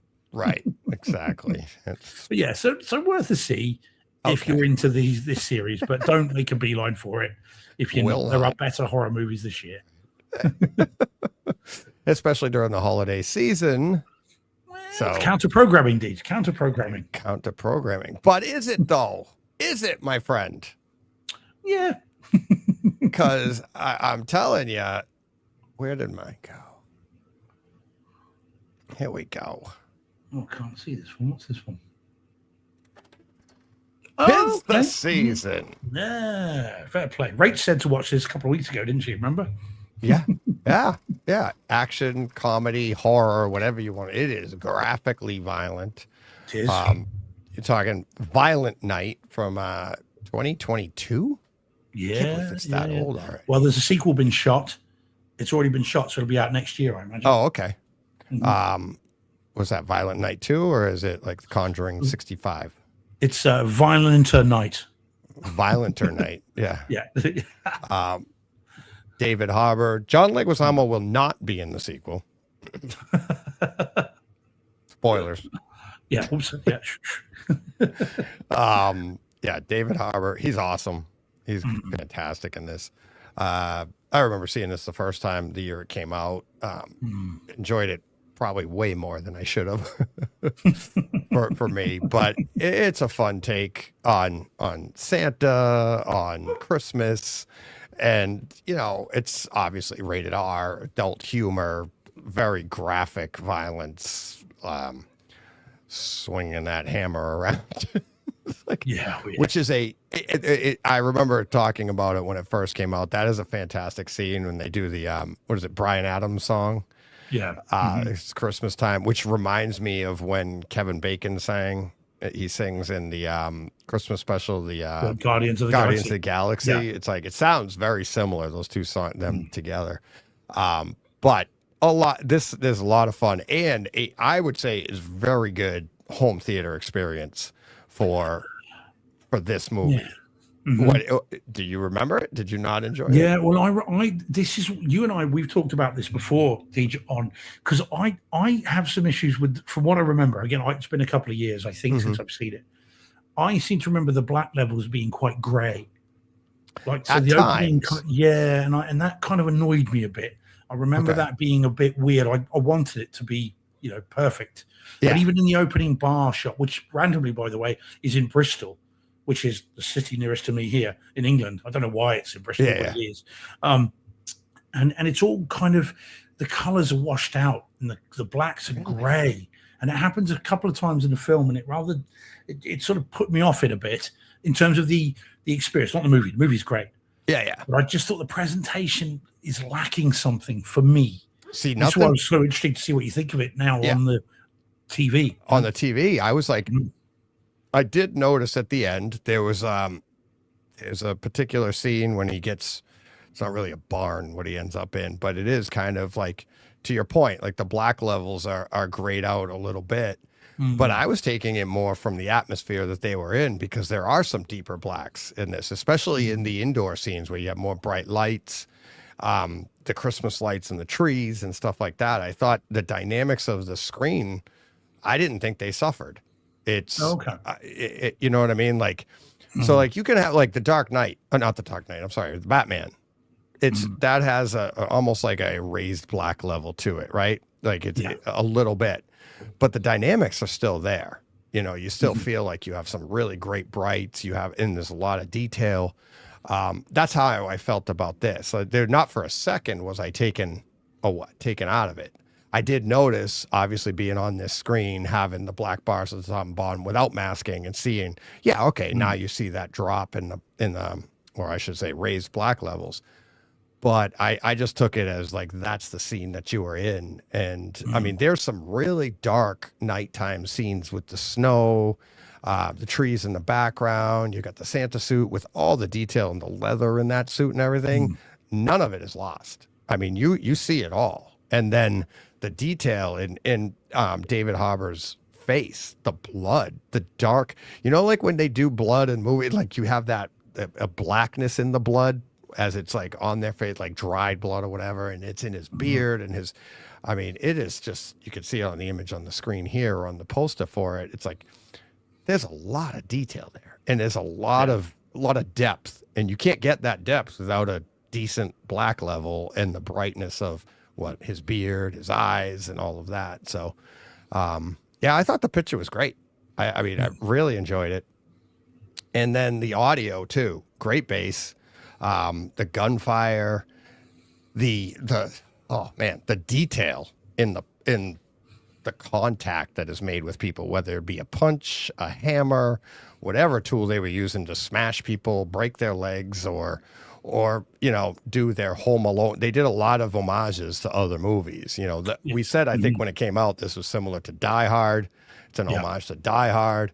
But it clearly does the homages to Home Alone. The little girl says, just like in the movie, I set the traps, So you had, all of that, but the detail that you can hear, not just the smack, the thud of being hit, but the crispness and the high pitches of like, a slap or a crunch with a hammer hitting them in the kneecap or breaking their leg it was so much great detail, audibly and visually.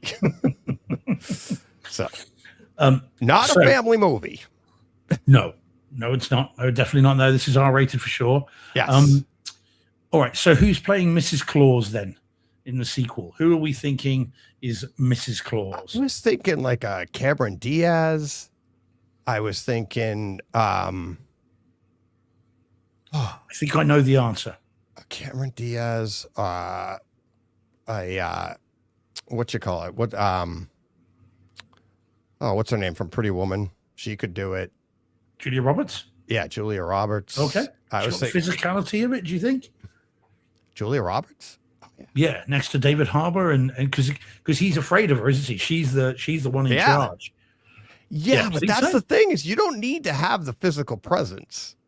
No, that's what I think would be great. It's like you're not physically managing that man as a woman. It's like, Charlize Theron would be great. Yeah, that would have been it. Yeah.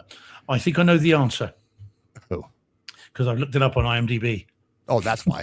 Who is it? Well, it doesn't give the name of, as in who she's playing, but I think it's a safe bet. Kristen Bell. Oh, yeah. There you go. Yeah. Now she has got top billing with David Harbour, so it's got to be, isn't it? Okay. Got to be. Yeah. Yeah. Violent Night 2. There we go. It doesn't say more violenter. Yeah. Well, that's the but yeah. working title. Yeah, yeah. Yeah, Kristen Bell is top billing next to David Harbour. So, Okay. interesting. Yeah. All right. So Yeah, it's and quite Jordan good. was the one that said Charlize Theron. Jordan in the Yes, chat. yeah, So it's a good yeah. choice. Yeah, it's a good one. I'm looking forward to that. I look forward to the sequel. It could be a lot of fun. There's definitely a wider world there to explore. Oh yeah. Yeah. So I think And the it'd be a lot of fun. magic, like him saying, and he's like, it's all about the magic, and he goes, I don't even understand it. Yeah. Yeah, so looking forward to it. It's going to be, I need to rewatch this. I might give it another watch next couple of days. It's as I said, I just remember the 2 times I've seen it, because I had the normal Blu-ray, then the 4K disc, which came out, did the Universal thing of waiting a year and then coming out like they did with Cocaine Bear and all that. Yeah. And Last Voyage. Oh of the my God, Demeter as well. Cocaine Bear. I forgot about that one. Yeah, so cool. I thought so. Yeah. And so I watched it again, and I remember both times being underwhelmed with the image quality, and that kind of just put me off it a bit. But I do need to rewatch it. It might be that it's a bit of the opposite of recency bias. So I'll need to rewatch it. That's a good time of year to do it. So yeah, absolutely. Maybe today or tomorrow. Did you notice on the graphic here, we've got Violent Night, but then the 3 after it, alphabetical order on Kaleidoscape, Warfare, Weapons, and Wolfman. Do you know what, Deej? As you've been talking, I was just thinking, Wolfman, I forgot about that one. Yeah, that's what I'm saying. I mean, those 3 right there have been talked about as, I don't know what the names are yet, but home theater movie. They're in the running. Yeah, they are. They are. Well, the Weapons won't be for me because I've only seen the stream. I've still not got the disc. Oh, okay. So that's not going to be very high on my list, unfortunately. Is the disc not out yet? Oh yeah. It's out. It's one. Oh, okay. It's one that I've been meaning to pick up from someone, and I haven't had a chance to do it. Oh, okay. As a present. So I just not got around to it. Okay.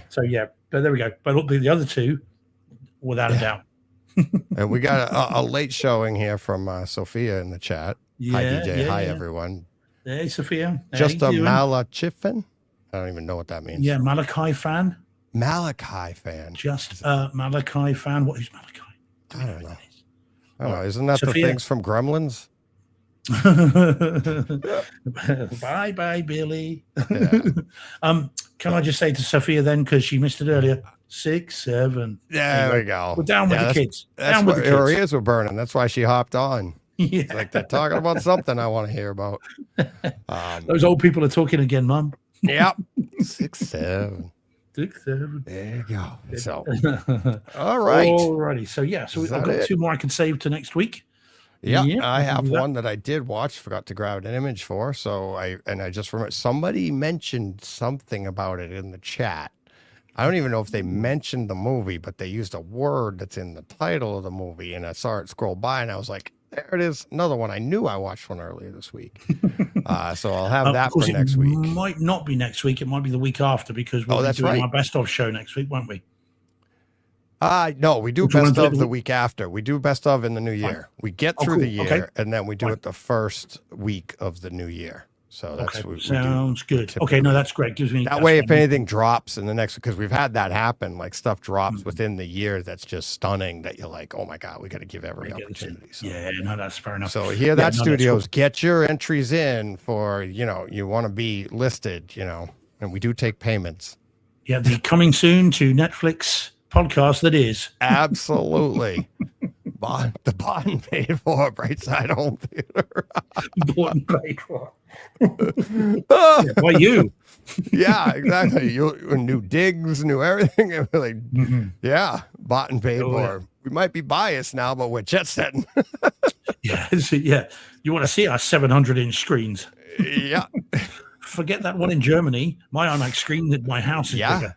Oh my God.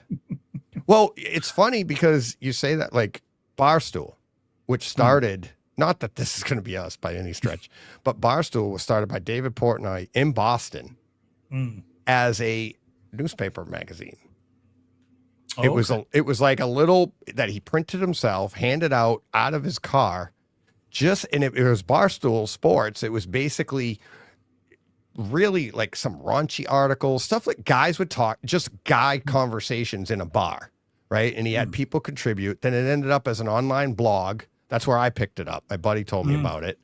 Joe grabbed it off of me because I got it as a blog, and Joe saw it on my computer or something. So he started when he was like 8. And Jen was like, should he be reading that? I'm like, no, but what am I going to do now? You know, it's like, I mean, he is a guy and he's going to be a guy. So here you go. But it started as that, and now has been bought and picked up by the guy's worth almost $1 billion because it just brand, it's, you know, he just, you know, he had an idea and he just went with it and it caught on, you know. Well, as we've said, I'll be happy with half of that. That's fine. Yeah, exactly. So I'm just waiting for somebody to, you know. Tell me, rumor, did you hear that rumor a while back that Tom Cruise has got an IMAX theater in his house? One of his houses. He's got an IMAX one. He's had it installed by IMAX. They were like, surprise me. Of course. Yeah. He is a huge promoter of all, like, obviously he's at filmmaker mode. He is really into that stuff. And that wouldn't surprise me. Guys like him, that they really are for the fans, believe it or not. It's like, I mean, all the personal life stuff he does and everything like that, but he really is. I mean, you can't market yourself the way he does and not be as passionate as you are and doing it for the fans.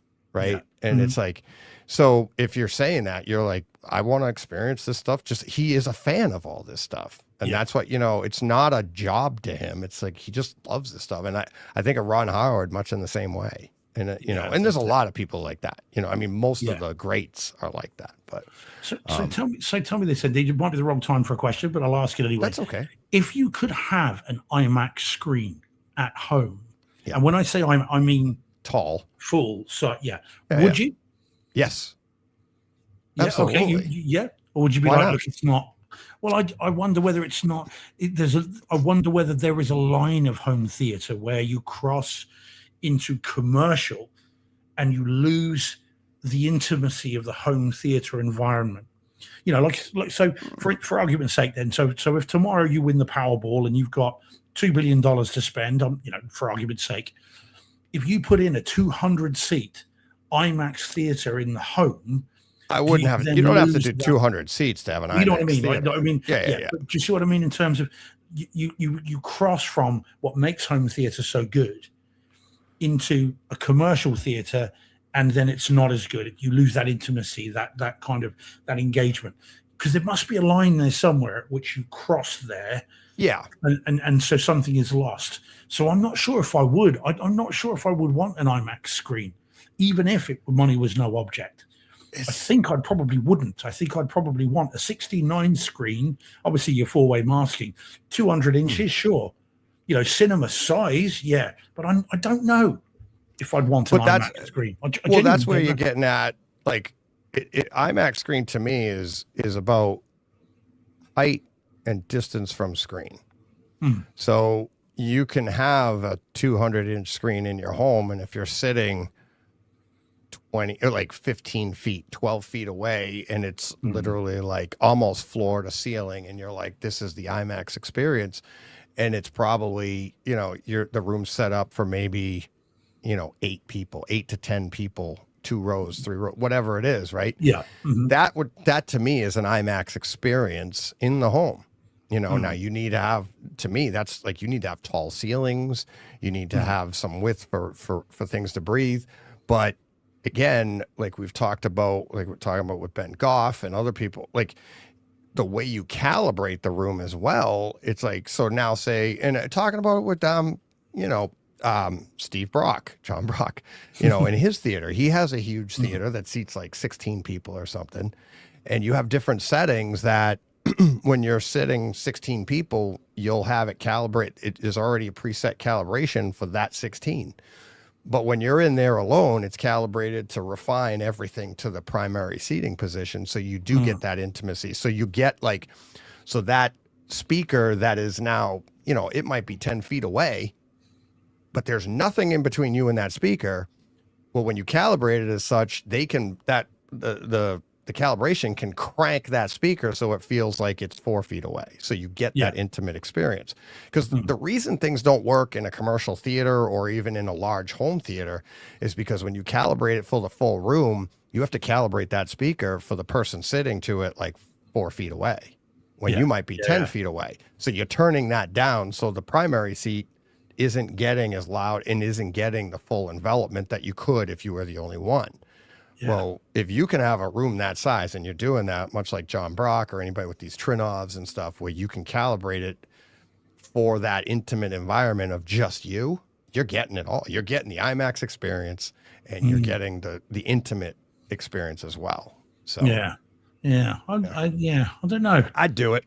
And and it would be fun to try and experiment and be like, I don't, Steve, I don't think you'd be disappointed. Oh no. I don't think I'd go, oh, that's rubbish. But I think, but I wonder whether it would be too much. I wonder whether there is again, it's just me thinking out loud. I wonder whether there is an intimacy in the home theater environment that if you go too big, too many seats, too big a screen, that you then cross into commercial and you lose that engagement with the screen that I love so much about home theater. There's got to be a line somewhere. That I agree. Yes, you can. I do agree that you can. Like once you get into too big, then you're just like, okay, now I've duplicated a commercial theater in my home. And it's like, unless I have that many friends, which I don't, what are you doing? Well, also you imagine watching a TV series in a 200 seat arena, all by yourself. Like, it's just So I don't know. It'd be interesting to work out what the numbers would be. Is 20 too much? Is 50 too much? Is at what point? What number do we get to where we think we've lost the seating, and then what's the relationship between that and the screen? So 50 seats, but then how big does the screen have to be? Well, that's the thing is if you do an IMAX theater in a commercial theater and you sit close to it, you're like, that's too much. But if you're like, that's my thing about how I like my second row to be the primary seating position, because who goes to a commercial theater and sits in the front row? The front. Nobody. Yeah, indeed. No. Nobody, right? So I want at least one row in front of me. Not that you sit in the second row either, but at least that gives you that environment of that you're in a room that is meant to be a theater. You have a row of seats in front of you. Just like an optical illusion type thing. Okay, this gives me, and I can put my feet on it. I wonder if there's something where the seats are on tracks, where they could be motorized. So IMAX, you move them closer. Yeah. Thing when you could go back, you can motorize your. Say you had 3 rows of seats for argument's sake, they can move forward and back depending on what your ratio is going to be. Absolutely. That might be fun to mess around with as well. Absolutely. It's like, imagine that, like the screen stays stationary and you're like, oh, watch an IMAX, and then the whole row just goes, pulls you in closer, and the people in the row, what the heck is going on here? It's kind of like the preset seating for your car. Yeah, exactly. Yeah, memory seats. Memory seats, yeah. You push play and all of a sudden the seats move into position. Because that would feel like the Jaws shot, isn't it? Where Brody, where the camera moves in, that's what it would feel like. You'd be moved into the screen. Yeah, that'd be quite cool. There you go. No, all right. Come get me, Trinov, and any other home theater installers. We got ideas. Like I said, ready to be bought and paid for. Hell yeah. Speaking of which, thanks to all the patrons. All right. So, ready to wind this up? We went a little extra there. We've got man. Well, you can tell I'm not in the office tomorrow, can't you? I know you're asking questions afterwards. You're loosey goosey, having a good time. Wait till I talk to you after the show. Have I got an idea for you? Oh, okay. Right, I'm there. All right, you and I, right now, right after we get off here, we're gonna say goodbye to everybody. Thank everybody. Wish everybody happy holidays. But after that, Steve, we are going to revolutionize Brightside Home Theater. Done. I'm telling you, and I don't think I'm overselling this. It won't be coming until 2026, but we're gonna workshop this. We're gonna have some fun with it. So I can't wait to tell you about it in a few minutes. All right. Okay. Workshop me. So, but yes, thank you to everybody in the chat. Next year we'll be thanking everybody for what a great year. But this, happy holidays. It's that time of year. Just be thankful, grateful. All that starts with Thanksgiving, leads up to this. So it's been a great year. We had a great Movember.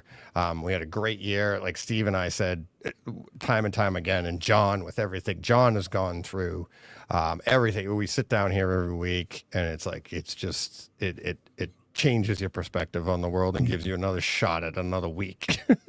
Absolutely. Yes. So But yeah, it's that time of year. So thank you, everybody. Happy holidays to everybody. Merry Christmas to everybody. I hope everybody has a great time.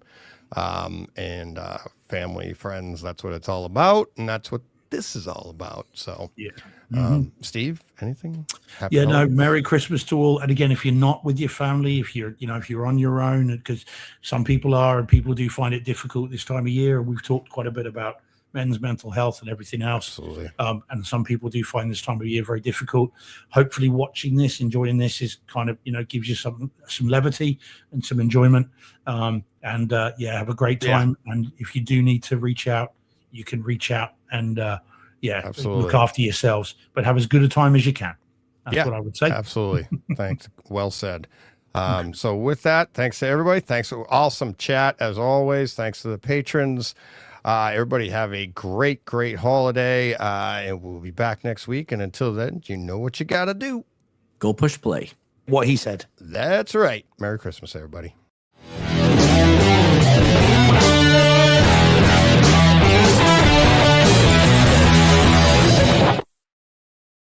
Hey, Fred. This has been a Hey Fred production with theme music by Jeff Bernhardt and Throne Vault Productions.